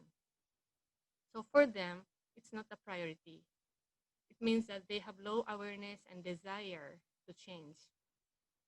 And they just wait for the direction from the top, so they don't have accountability or ownership. And usually this type of setup, the change project fail. So that's the number one case. The second case is that opposite to the number one case, the project team has a passion to change and dedication to change. However, there's no or lack of support from top management. So top management might have just delegated to the project team, but people cannot see the presence of the top management in the project. So there's no involvement from top management. And it gives impression to people that maybe this change project is not a priority for the organization. Thus, for the project team or concerned people, it's difficult to get necessary resources from management or to get buy-in from the stakeholders, especially from the users. So this is that very typical case that a change project fails. The third one is that the change project designing and planning stage are complete. However, there's no sustainability. So we install a new system or introduce a new service, but there's no sustainability. And the reason behind is that because it's related to here, there's no clear process owner, so there's no reinforcement, and nobody maintains. Thus, the new system, for example, will be outdated. So what are the root cause of all of these, I can say, failures? Is that because of the unclear goals or strategy? And the past researches said that most of the failures in change projects are because of the mentality of the people. It's about the awareness and desire of the people. Here, maybe many of you know the change guru, John Cotter. I like him, and then I have been working for all the process reform changes with all his teachings. So he says that the central issue is never strategy, structure, or system. The core of the matter is always about changing the behavior of people.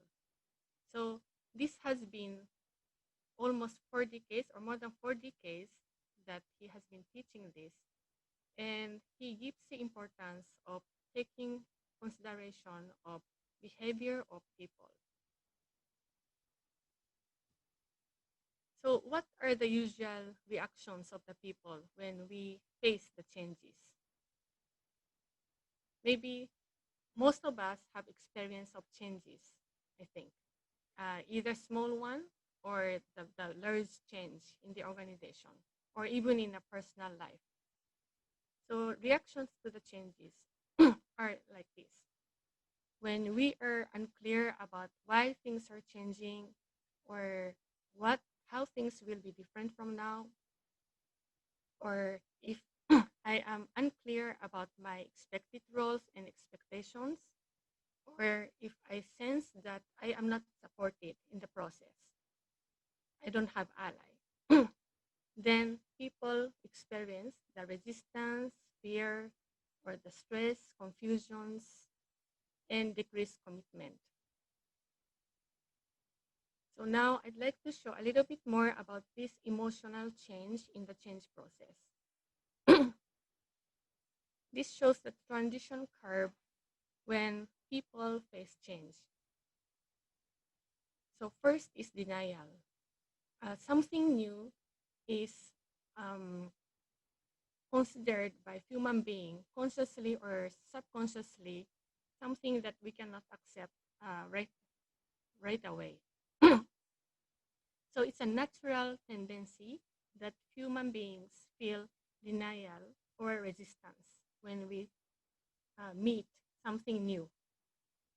especially if for example, the process or the system has been in place and we are used to that system for a long time, and suddenly there's a change of the process from the old one to the new one.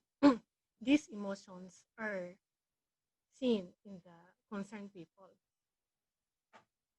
And with all that, excuse me, and what leaders or management or project team needs to do is for looking at this negative mental curve, how we can transfer from negative mind to the positive one. For example, if there's a new system or new business, then how can we make them feel that, oh, I want to try, I want to explore.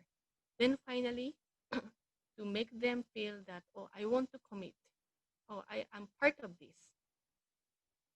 So it's really important for a leader or the project leader, change leader, to understand where the emotions of the people concerned, or later on the users of the change.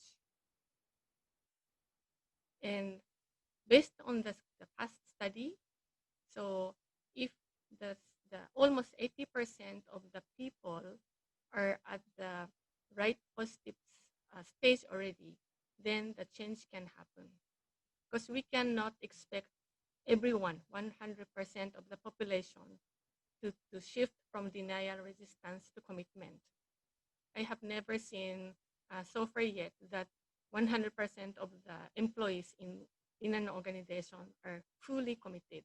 So it's natural, and that's okay, as long as about 80%, majority, are at the commitment stage. And on the other hand, there are also people that don't have denial or resistance stage, but they are more for exploration and commitment. Like they are called innovator or early adapter. They want to try something new. So the point here is that this transition curve really differs depending on the person, and the pacing or timing of the shift also differs. But we have to do something intentionally. We have to intervene intentionally. So that's the point. We cannot just let them feel from denial to commitment without doing countermeasures intentionally. So I will be talking how we can make them feel from denial resistance to explore and commitment much faster than what we have been doing in the past. And here's another quote by John Kotter about the change principle. So he says that we cannot appeal to people with just fact and data, but we also have to account for how people feel. And if we can also provide greater meaning and purpose to the efforts, then we can expect amazing results. So aside from looking at the emotions of the people, another point is that they feel that they have a greater meaning and purpose in the change. So I will be talking about this one, more concrete examples later on. Greater meaning and purpose. And when we do the change, they said that there are 8 steps in the change. This is again that John Kotter's change model with 8 steps. So the first step is to create the sense of urgency. So it's about the awareness. Then form a team. Then create a vision for the change and communicate and remove the obstacles and create a short-term win and celebrate and learn from the experience and build on change and institutionalize the change in the culture. So that will be already a day-to-day operation. And based on our past experiences, we can say that the strengths of Japanese companies are here, particularly on step 5, 6, 7, which in Japanese term, we call it PDCA. So we plan how we can solve the obstacles or problems, and we do things, and we check, and we learn from that experience. And those PDC are one of the strengths of Japanese companies. On the other hand, how we perceive the weakness, so to say, or the areas for development of many Japanese companies are step 1, 3, and 4. So we create a project team for the change. However, as I mentioned, there are cases that the people in the project team don't have a clear awareness and sense of urgency. Thus, the change project fails. And after that is to have a clear vision and communicating the vision. So here in a high context culture, the vision may not be necessarily communicated because people understand or people talk about it, about the dream or aspiration whenever they have like communication or informal opportunities. But in the setting abroad, outside Japan, it's not the case. We cannot do the same style. So these three, I think, are the important steps when we want to lead the change in any organization. Here is a case of one Japanese auto manufacturing company. It's a auto OEM. We had a HR reform project with them. And as a regular project, planning and reform project, so we had project goals and key performance indicators, scope and task, risk and countermeasures, and timeline, roles and responsibility, and cost. So all of these things. So it was logically well planned and managed well day to day. However, the plan alone with the logical items cannot succeed. When we compared a project, change project with success and with failure, there was one big item or factor that lacked in the project with failure. So what was it? So that's about the awareness and desire or the emotional factor. We have a goal and KPI. So for example, by introducing this system or new policy, we want to increase the productivity certain percentage. So we have a very particular goals or KPIs. But what are the bigger goal or meaning of this change project? And why now? Why do we have to do it now? And that's an organizational level. And for individual level, and what's in it for me? Okay, I understand that organizational needs to change or to improve the productivity to be more competitive in the industry. But what's in it for me? What will be the impact to me? For example, through this project, am I going to have a growth opportunity or even any reward, both mentally and financially? So those awareness and individual desire are critical for the successful change. And what we did for this client, particular client, and we are also practicing for many other clients, are co-creating a change vision. Yeah. So what we do is, before talking about the project's task or schedule, the whole team talk about the aspirations or the vision. So after this change, maybe 6 months later or 1 year later or even 3 years later, what do we look like after the change? And for what and for whom? So for example, we are going to introduce the new solution for the digitalization. We will introduce a new solution, new system. And with that, what kind of values do we want to provide to the customers or even to the society or community? So it's not just talking about the number. It's not about sales target or profitability alone. it's a bigger meaning and purpose. Why are we doing this? So that's the vision.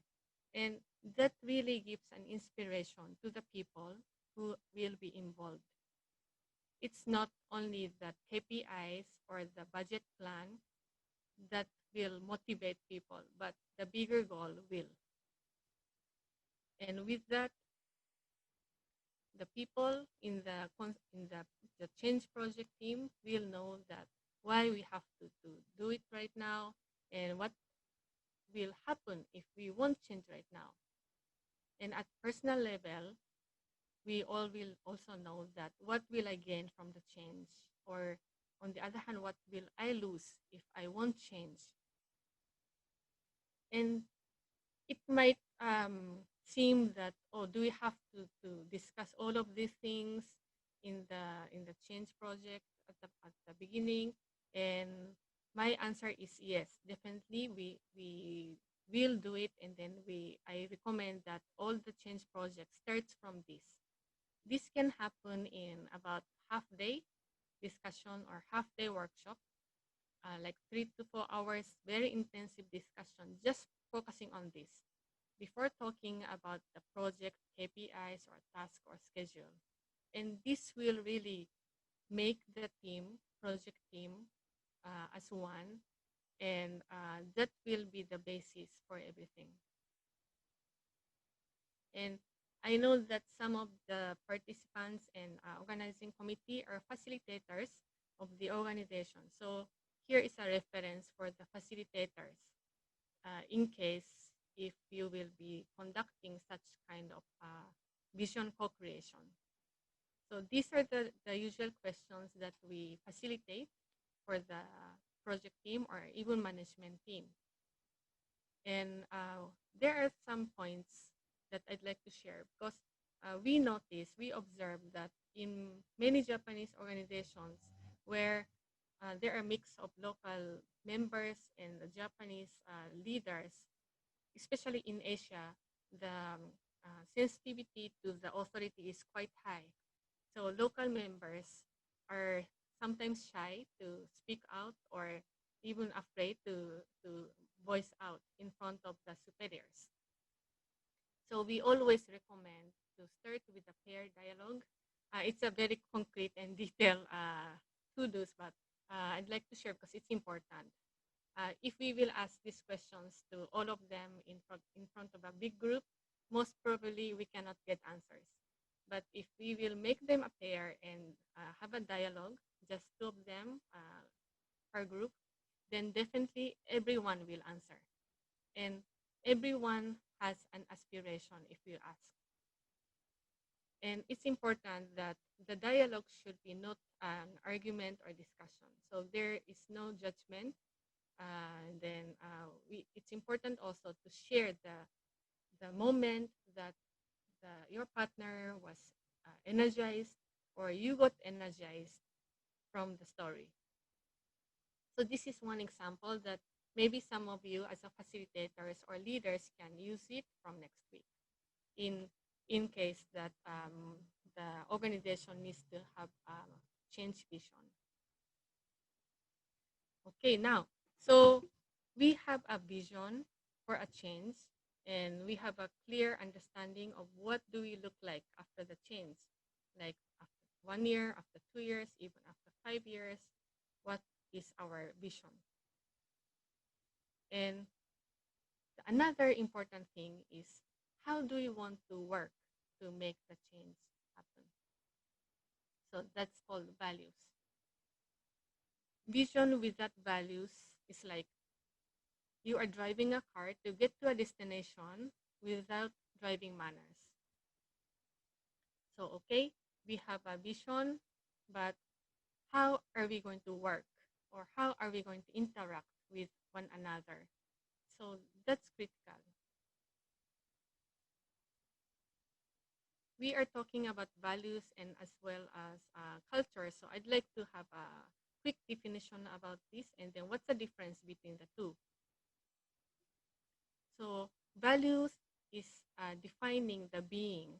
So what is expected from us to do, or what's important for us. So that's a value. for example, in our organization, it's important to be open when we have communication, open communication. And how about the culture? So culture is an aggregated habits of individuals in an organization. So for example, there's a new employee coming in the organization and they notice the habits of the organization. So that's the culture. So for example, even if the organization tells that, okay, one of our values is open communication, but if the culture is not demonstrating the values, then it's not equal. So what we want is that attitude and behavior patterns of the people, which is a culture, is equal to values. We want values will be equal to the culture. So this is a good time to review and reflect on how about my organization? What are our values, and are we really demonstrating those values as an habits of the organization? If yes, then that's good, because the culture is already inherited in the organization. Quickly, I'd like to show two teams' cases, the differences. Both teams has a value of creativity. So in the past presentations, we also see that we are expected to be more creative to be competitive. We have to create new ideas and shift from the traditional, for example, manufacturing hub to the higher value added. Right. So the team A, this is a very structured and process-oriented team. And new ideas are discussed in formal meetings, and people are focused on how to impress their boss with the new ideas. And Team B, they have a free flow of discussion, and they have also informal interaction, not necessarily in the meetings. And people are focused on outside users, customers, and community and society. So we see the difference of those two teams, and these are culture. Though both of them have the same value of creativity. And what do you think, which team will be succeeding in terms of the change? Maybe most of the time, Team B will be, because of their culture. So culture matters. Culture is an enabler for an organization to lead the change. And culture, based on the past studies, is also has an impact to financial results. Here, one of the culture of the study shown here is feedback culture. So feedback giving is one of the culture aspects that most highly performing organizations have. Then we can see that based on this study, out of the 57 listed companies in the US, top 1/3 companies with high feedback culture attained 2 times higher financial results compared with the bottom 1/3 of the feedback culture. So we can clearly see the correlationship with the culture and financial results. This is just one of the culture of feedback, but in the past results of the studies, we can see that the culture can give the impact to the financial results. Okay, so now, how can we make a stronger culture? And now, my recommendation based on our experiences is to start from reviewing and redefining the organizational values. As I mentioned, we have to have the value first before creating a strong culture.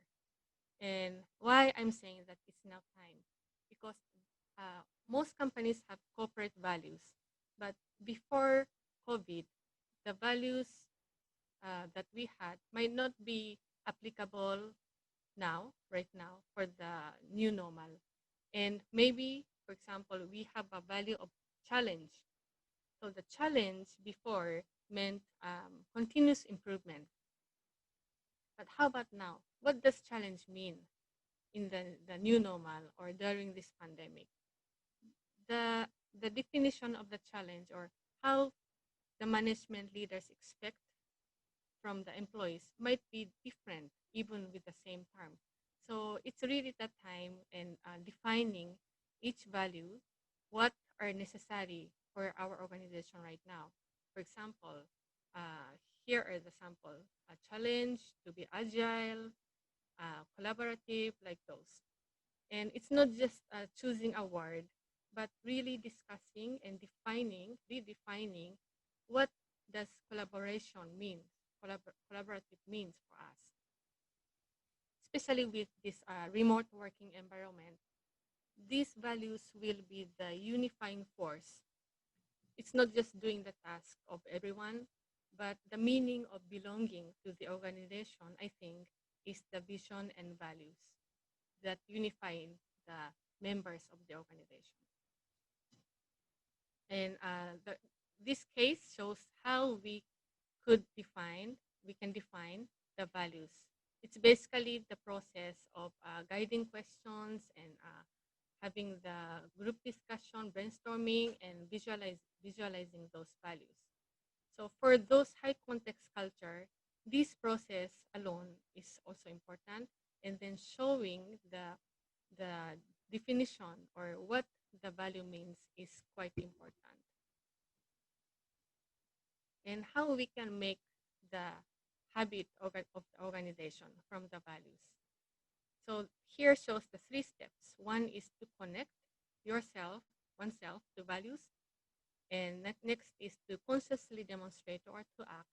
And the third is to reflect on and internalize, learn from it, and institutionalize it. What kind of activities can do this?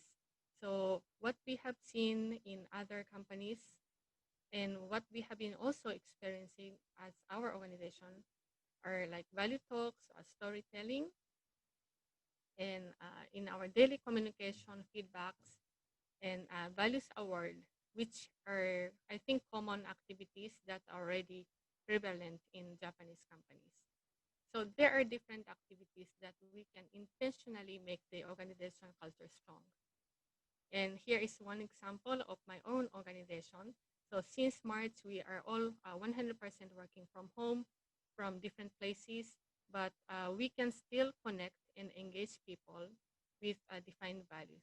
So every week we have a values talk. One person shares how the value is important or experience the value. And once a month, we have also storytelling sessions from different members that really inspires others. And we have been conducting this by ourselves, and at the same time, we are helping our clients how they can engage people more in this time of situation. So to summarize, how can we lead the change? There are 2 things, important 2 things. One is to have a clear change vision, and the process of co-creating the change vision will be a key to increase the awareness and desire of the people. And having just a vision on the wall is not enough. So we are to redefine the values and create a strong culture. And who can do that? So my last slide is a message, including myself, to myself. So only those who learn first how to adapt to change can effectively lead others to change. So I hope the sharing of my presentation today will be useful for your activities, for the changing in your organization. So thank you very much, and I'm happy to take any questions and looking forward to the discussion. Thank you very much. Thank you very much, Mrs. Takaoka. We will now pass to the debate panel with Dr. GRANADOS. He will address you directly to the 3 of the panelists' questions. So please receive Professor, Researcher, and Director of the Asia Pacific Studies Program of the Autonomous Institute of Technology of Mexico, ITAM, who is going to address this conversation with the 3 panelists. Go ahead. Francisco, good evening. Good evening in Mexico City. Good morning in Japan. I think it's 10:30. It's still morning over there. Can you hear me well? I don't know whether my microphone is okay. Okay, thank you. So thank you very much for inviting me to be in this three keynote speaker panel. Very interesting, very timely panel webinar for these times that we are struggling lately here in not only in Mexico but all over the world. I would like to to thank Dr. Melba FALCK, of course, Dr. Leo Guzman, and Mrs. Makiko TAKAOKA for their own presentations. Amazing, very interesting. I revised those PowerPoint presentations beforehand, and just let me do some comments on the topics, and I would like to send 3 to 4 questions to each of you if you would like to take notes. And of course, the question is for one of the panelists, but please, if the other 2 panelists, any of those think that it is possible to share some ideas on that specific point, please welcome. You can participate helping the other panelists. First of all, I want to speak about Professor Dr. Melba FALCK presentation, Mexico-Japan Economic Relations, the Macro Impact Global Value Chains and the USMCA. Well, my basic comments has to do with some specific points. On the purchasing of intermediate goods by region, we can see that since the entry into force of NAFTA and during the subsequent years, NAFTA share within the imports by Mexico saw a decline and an increase from East Asia. So in particular, since the EPA with Japan entered into force in 2005. So clearly we can see some opportunities from at East Asia. But on the other hand, of course, according to Dr. FALCK's slides, Mexico barely exported relevant quantities of final goods to East Asia, being rather the United States the destiny of between as you heard, 80 to 90% of the total. And my next comment has to do with the most important points that we are crossing now in 2020. Dr. FALCK has successfully highlighted the 3 current variables that will lead changes. I mean, structural changes in the automotive sector, the USMCA, on the first side, on the other side, the COVID pandemic, and of course the CPTPP. So these 3, the interaction of these 3 variables will eventually result in either deeper Mexico-Japan integration or the contrary. So it's a very interesting point to discuss here. I have 3 questions for Dr. Melba FALCK, and I think, I don't know. I'm not sure whether Dr. FALCK is over there. Yes, I am, but I cannot put okay. my video is not working. I don't know why. Don't worry, Dr. FALCK. Okay, I have 3 questions. The first one is the fall in production, sales, and exports since 2016 seems to be, for me, a long-run trend. So what does Mexico need to do in order to revert such a tendency? And when we are talking about Mexico, is either the government, the market, or the fiscal policies, probably. So what does Mexico need to do in order to reverse such a tendency? Another second question related to that is how to increase the Mexican company's share in the total number of Tier 1 and Tier 2 sectors. So you mentioned also the next presentation, Dr. Guzman also mentioned that, but how to increase the potential for Mexican companies to participate in Tier 1 and Tier 2. And my last questions is, in which way the Mexican companies, the Mexican workers in Japanese companies would benefit as a result of the USMCA or the disruption of production chains in the Japan, Mexico, US, or Japan, Mexico, Brazil, or Japan, Mexico, Europe, due to the pandemic in the auto sector. So these are my comments and questions for Professor Dr. Melba FALCK. So let me go to Professor Leo Guzman. Amazing presentation, Japanese automotive supply chains in Mexico. Just short comments. I think Dr. Guzman has made an X-ray diagnostic of automotive industry in Mexico. I mean, the share of the Japanese companies in this ecosystem, and he put several insights on future scenarios affected by COVID-19 and the USMCA. My impressions includes the following. I mean, production globally and in Mexico in particular are falling, but by far represents an important share of the GDP in Mexico. Therefore, because of its relevance in the Mexican economy, this trend is something that we should put particular attention. And after saying that, I have 4 questions, just put 4. I have another one, but it's optional. The first one is, how relevant Mexico continues to be in terms of costs, labor, geography, and demand, be demand from the US, European, or Asia, as well as Mexican internal demand for the automotive industry, and in particular for Japan. So how relevant Mexico continues to be. A second question related to that is finally the USMCA changing the rules of the game?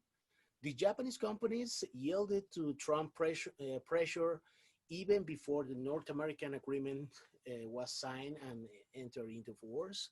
I remember in 2017-18, President Donald Trump were pressuring Toyota to send the production to the US, and with 1 or 2 Twitter, I mean, the shares of Toyota collapsed momentarily. So, I mean, is the USMCA changing the rules of the game for the Japanese companies here in Mexico? A third question I might add is that, I mean, are the Japanese companies in the sector, in the automotive sector, aware of any change in the stability of the economic and fiscal system under the new administration, the López Obrador administration here in Mexico?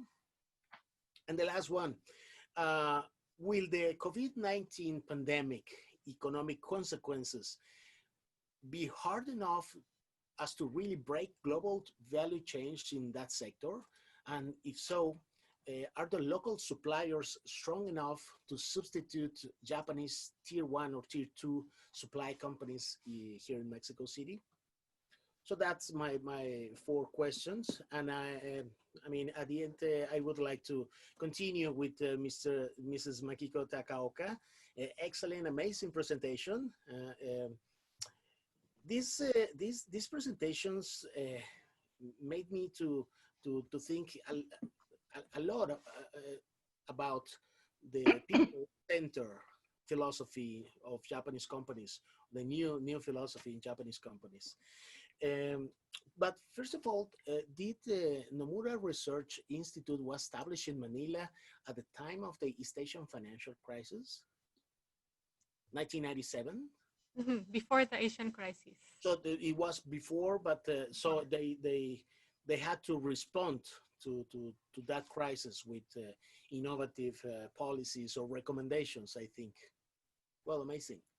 Well, Mrs. Takaoka analysis, and she analyzes in great detail strategies for change, success of leadership of Japanese companies, as envisioned by the management consulting of Nomura Research Institute.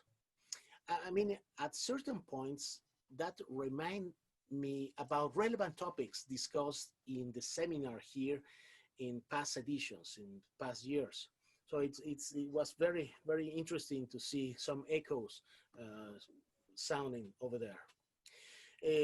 Your presentation identifies the core elements of awareness and desire in project plans at Japanese automotive companies. And I think in that sense, vision and values puts people at the center of the activity and process. So that's very, very interesting. And, you know, speaking about the current pandemic crisis, the COVID-19, during the pandemic, redefinition of vision and values should be the right path to survive the current economic activities. I mean, in other words, adaptation to change, as you say, is or should be the key phrase. Let me send you 3 questions. I mean, first one, common pitfalls in the reform or transformation from the past experiences in Japanese companies, do you think are particular to Japanese companies in the Philippines, or you might say that there is a consistency or a tendency in all overseas activities by Japanese companies? Because it's the next question is, what about Mexico? For probably some part of our audience on Zoom or on Facebook might be asking the same or already answering that. A second question related to that has to do with specific companies. Can you mention some representative examples of a company that has decided to adapt quickly to changes and revise its company's philosophy of work regarding values and visions in the Philippines? And I would like to send you a third one. The pandemic, the economic crisis, and the disruptions of value chains in the sector, in the auto sector, can be transitional, can be temporal, can be irreversible. So we still do not know about with 100% certainty. So how a redefinition of values can be successful if we don't know the nature and pace of the current changes and the time frame of the changes being unfolded currently? So these are my questions here. If I would like to go back to the first panelist, Dr. FALCK. What can you share with us about those thoughts that I just mentioned?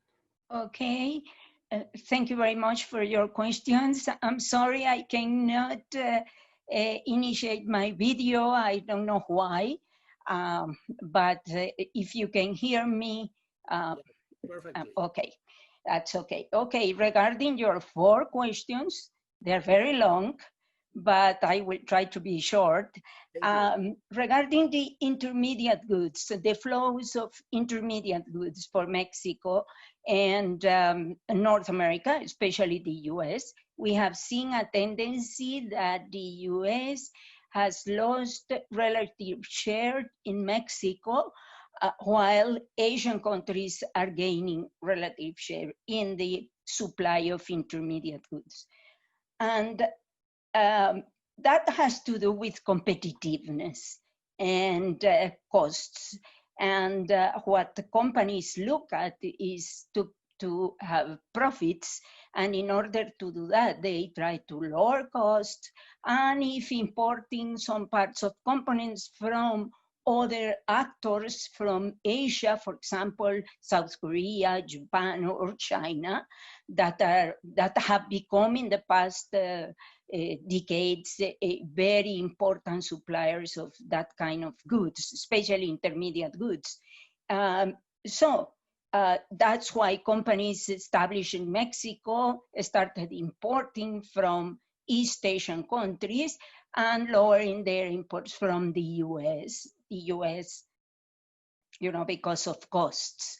And and this has to do with USMCA right now, because that's why they are increasing the rule of origins, you know. But I think this is more regarding to competitiveness. When we signed the agreement with Japan in 2004, that was the main reason, to increase competitiveness of Mexico and Japan in the global economy, because both countries were losing competitiveness at that point. Your next question regarding CPTPP and USMCA, how they can affect the relationship between Japan and Mexico. And I think CPTPP is a good option for Mexico and Japan to increase their economic relationship, because under the CPTPP, rules are less strict. For example, in the agro-industrial sector, there are some tariffs that are lower under CPTPP than under the EPA with Mexico and Japan. So it may be more profitable to sell goods to Japan in that sector under the CPTPP than under the USMCA, for example, no? Okay, and the rules of origin in other sectors are lower also. So that's why it's important. And as a let me ask Dr. Guzman if you would like to add something about that, or would you like to deal with the questions?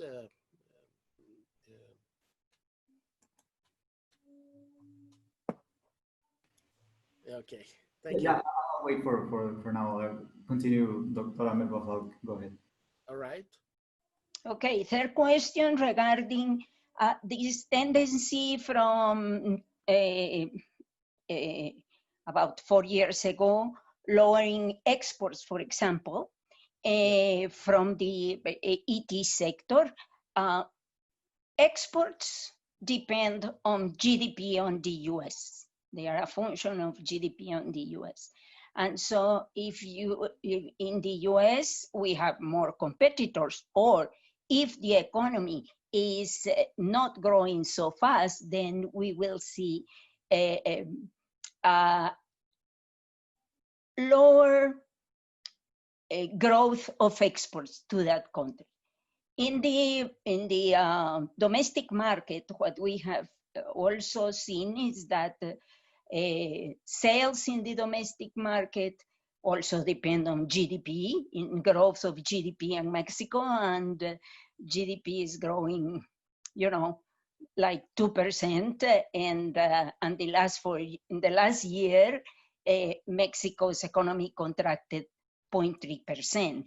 So that's a factor there. Yes. And then the last question, which is, I think, very important, even before COVID-19 and USMCA, is how to engage more small and medium enterprises into the global value chains. That's one point. And the other one is how to improve or upgrade our companies that are already participating in the global value chains to Tier 1 and Tier 2. And I think here, related to Japan, I think that as Dr. Guzman mentioned before, JICA, for example, I would like to make this point. In the EPA with Japan, that was the first agreement that included cooperation. Yeah, yeah. All other agreements were just about trade and investment. Only trade. Okay, yes. Dr. Falk, we need to advance to the next panel. Okay. Thank you very much. Okay. Dr. Guzman would like to respond to the feedback. Yes, Dr. Granados, thank you for your comments and your questions. Also, we'll try to be brief on my answers. They are very broad topics that could go. We could have a long discussion about, but In terms of your first question on how relevant is the automotive industry or the Mexican automotive industry in terms of cost, geography, demand for the global automotive industry. So I think it continues to be highly relevant, and it's something that we experienced and was highlighted during this COVID-19 pandemic, where U.S. firms pressured the Mexican government for activities to be put back on display due to the break of production activities. So I think this highlights that the Mexican industry, automotive industry, continues to be highly relevant. And also it's been seen that many key players in the industry are looking for supplier options outside of China. And I think the Mexican case has been highlighted as one of the main options for this restructuring of regional global value chains, which gives. Do you see some specific signals by the current administration, López Obrador administration, on the sector? To be honest, that was also one of the points that you were mentioning about how are Japanese firms or companies aware of changes under the current administration, and it's and in this point I do see a lack of proactiveness by the current administration to kind of adapt and support these needs of local companies currently, and this has not only reflected during the COVID-19 era, but this has also been seen during the last couple of years, where we started to see an important decline in investment projects, especially from Japanese origins. So I think here that there needs to be a more proactive approach and policies to keep attracting these type of investments in our country. Moving on, sorry. We have the last question. Yes, you mentioned about if this COVID-19 was going to be strong enough to break global value chains and local firms strong enough to adapt to these possible changes. To be honest, I don't think there will be a complete breakup of these global value chains, because there still needs to be options for OEMs to supply from different sources and where it's going to be more efficient. But I think there's actually right now, if we look at the endogenous supplier base, I don't think it's sufficient to adapt to this movement of production and supply to our regional context. But this might open opportunities for the suppliers to move from other regions into Mexico, which can also be. Oh, that's perfect. Dr. Guzman, thank you very much. Okay. Mrs. Takaoka, we have 5 minutes, but I'm sure that we can deal with some important points of your presentation. Go ahead. Thank you very much, Dr. Granados, for your nice comments and then for the very important questions. So I got 3 questions. First is, the common pitfalls that I presented are common for Japanese companies outside the Philippines, particularly in Mexico. So that's actually what I also want to ask today's audience, what they think. But I think they are common. And even in non-Japanese companies, it may happen. But one different thing is, particularly in Japanese company, is that way of communication. So I think in the past forums for the last 5 years, you've talked about the cultural differences, and particularly in the communication, where Japanese has a very high context culture. So it's really articulating the vision and values. Yeah, so that's one. And your second question of any case of the companies who adapted the change after the COVID-19, yes, I've seen, I cannot mention the names, but I've seen the changes. There are 2 aspects. One is more on internal process change, like working from home is one. Yeah, it's a change. And another is the change in business model. So it's more for the customers or the community or society.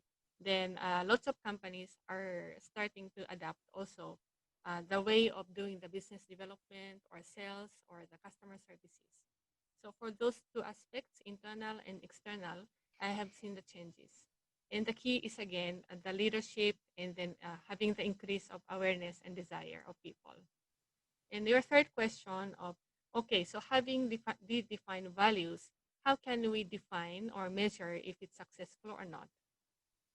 And how can we sustain the values even after the COVID, if I understood the question correctly? So how we can define the success, I think we can see in the culture first, because it's already a demonstrated habits of the organization.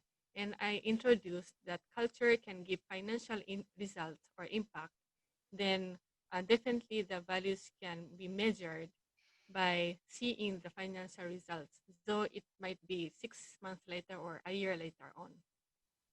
And one comment about you saying that values might be different after the COVID. Yes, I think so. Mission is more on why we exist. So it usually doesn't change. And vision, usually we have to change every 3 to 5 years. Okay, where will be our next goals, destination? Values, I think we need to review and redefine, especially when there's a significant event or change in the environment.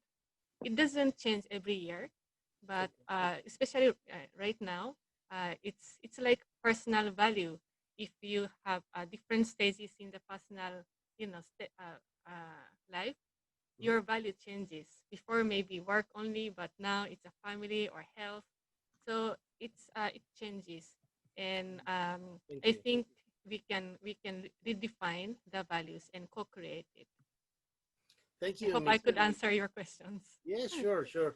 Well, thank you very much to the three panelists. And on that note, I would like to thank you, all of you, and go back to Francisco Valencia. Thank you.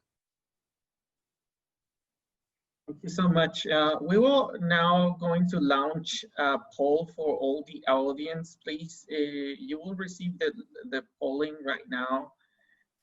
Meanwhile, you can answer this poll. I will address 3 more questions from the audience, one for each one of the panelists.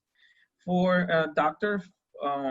FALCK, it was mentioned from one people of the audience, if you see any other further industry in Mexico that can have also as well some important growth opportunity besides the automotive industry. They mentioned that probably some of the digitalization tools or something might be helpful for other type of industries from the Japanese experience. For Dr. Guzman, do you think with the current situation and the COVID-19 impact, the FDI in Mexico can be affected or not? Can we expect the growth or not? And for Mrs. Takaoka, what do you think are the roles that are more important when making a management change versus championship?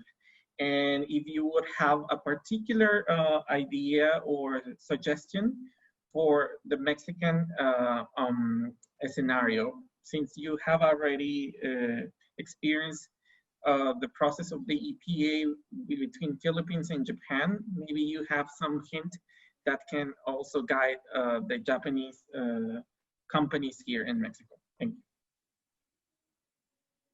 Dr. FALCK, if you can answer the question. Yes, well, another sector that it is very important for Mexico is the electronic sector, and that we can also benefit from the new tendencies in the global world, especially with the relocation of companies to Mexico, and also through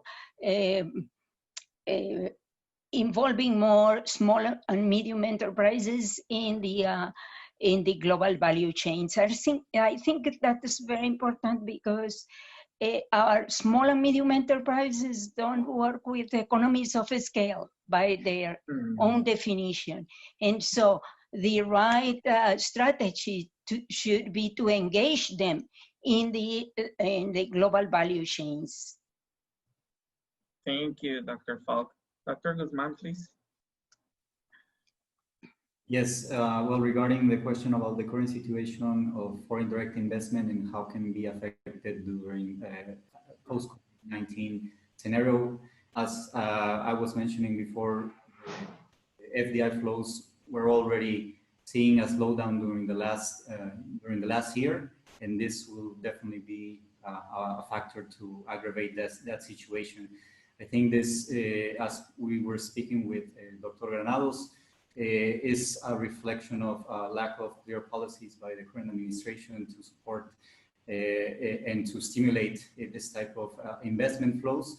But something that we need to also recognize is that most Japanese firms, even under this stage of uncertainty and new rules, new changes of the game under USMCA, are willing to weather the storm in the country and continue their investment projects within our country. So I think this is something that we need to take into consideration and gather the benefits from this presence here in our country. Thank you, Dr. Guzman. Mrs. Takaoka, please. Yes, thank you for the question. So it's about change management formation, what will be the most effective setup. So yes, I think the effective way is to have a change leader who will lead the change. So we usually have project leader, right? But project leader usually focusing on more on the logical matters or technical matters. So the change leader's role is to focus on the people matter of the change. And under the change leader, this change leader will give impact or influence the champions on each department. So I saw the Q&A, and then I agree with you that there should be a champions from each department.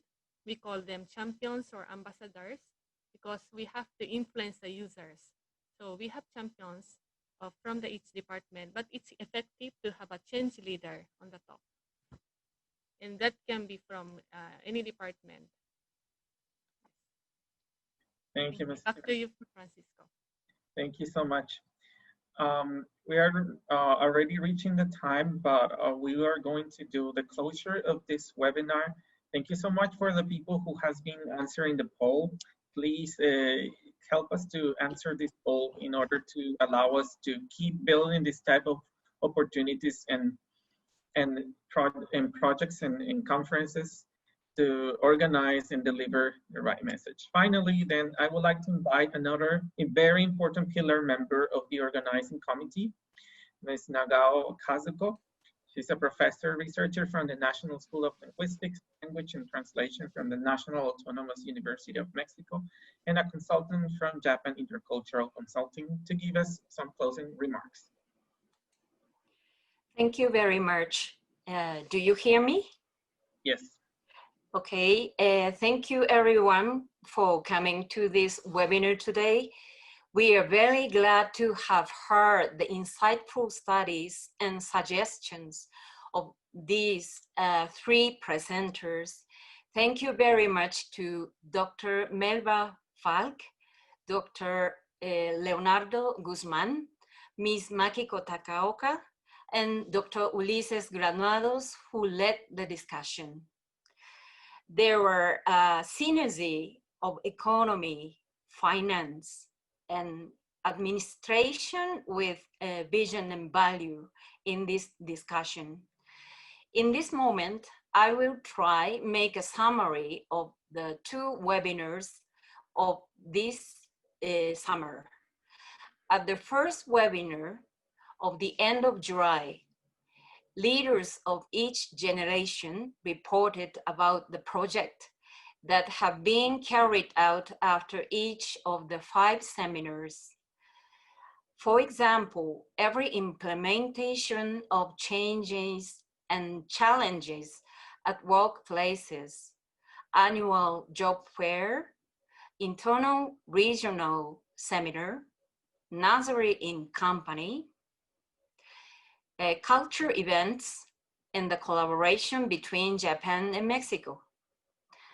In the discussion in groups with new leaders, observers, and the executive committee, we got some ideas to go for this seminar. Though both the Japanese expatriate staff and the Mexican employee tend to leave their workplaces within a few years in Mexico, in order to transfer knowledge and continue the action of this seminar, it is crucial to exchange and share know-how among seniors and junior leaders of this seminar to create a community system, materials, and evaluation criteria about insight of empowerment, leadership, and intercultural communication in collaboration between the leaders and the organization in the executive committee. And today, several things were revealed by the lecture and discussion in the second webinar. Many of their suggestions impacted us.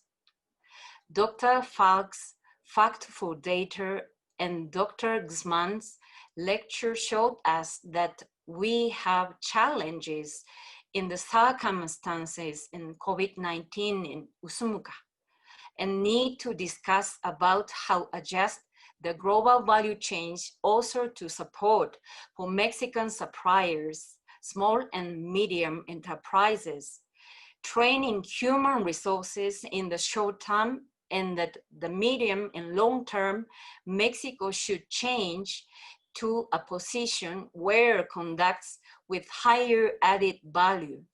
It was revealing to me because it supports the autonomy of Mexico and its creativity. And then Nomura Research Institute strategies, which Ms. Takaoka argued, show us several methodologies to make our practice change, to show examples and concept guiding questions, facilitating and visualization, to incorporate the element of awareness and motivation among employees based on flat relationship every day, and to decide by ourselves what we want to be in this pandemic and new normal period. In our daily work, the vision and the value of the organization. Why these suggestions seem challenging for us at first glance? Because we have to reconsider our style of doing things. There are many questions to consider as it was mentioned in the discussion.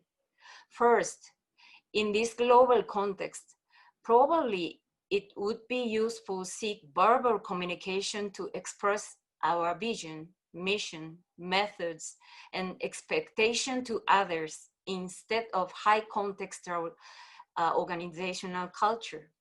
Second, it prefers that flat relationship with discussion rather than vertical boss subordinate relationship as Mexico or as Philippines, or predetermined collaborative style decision-making as Japan.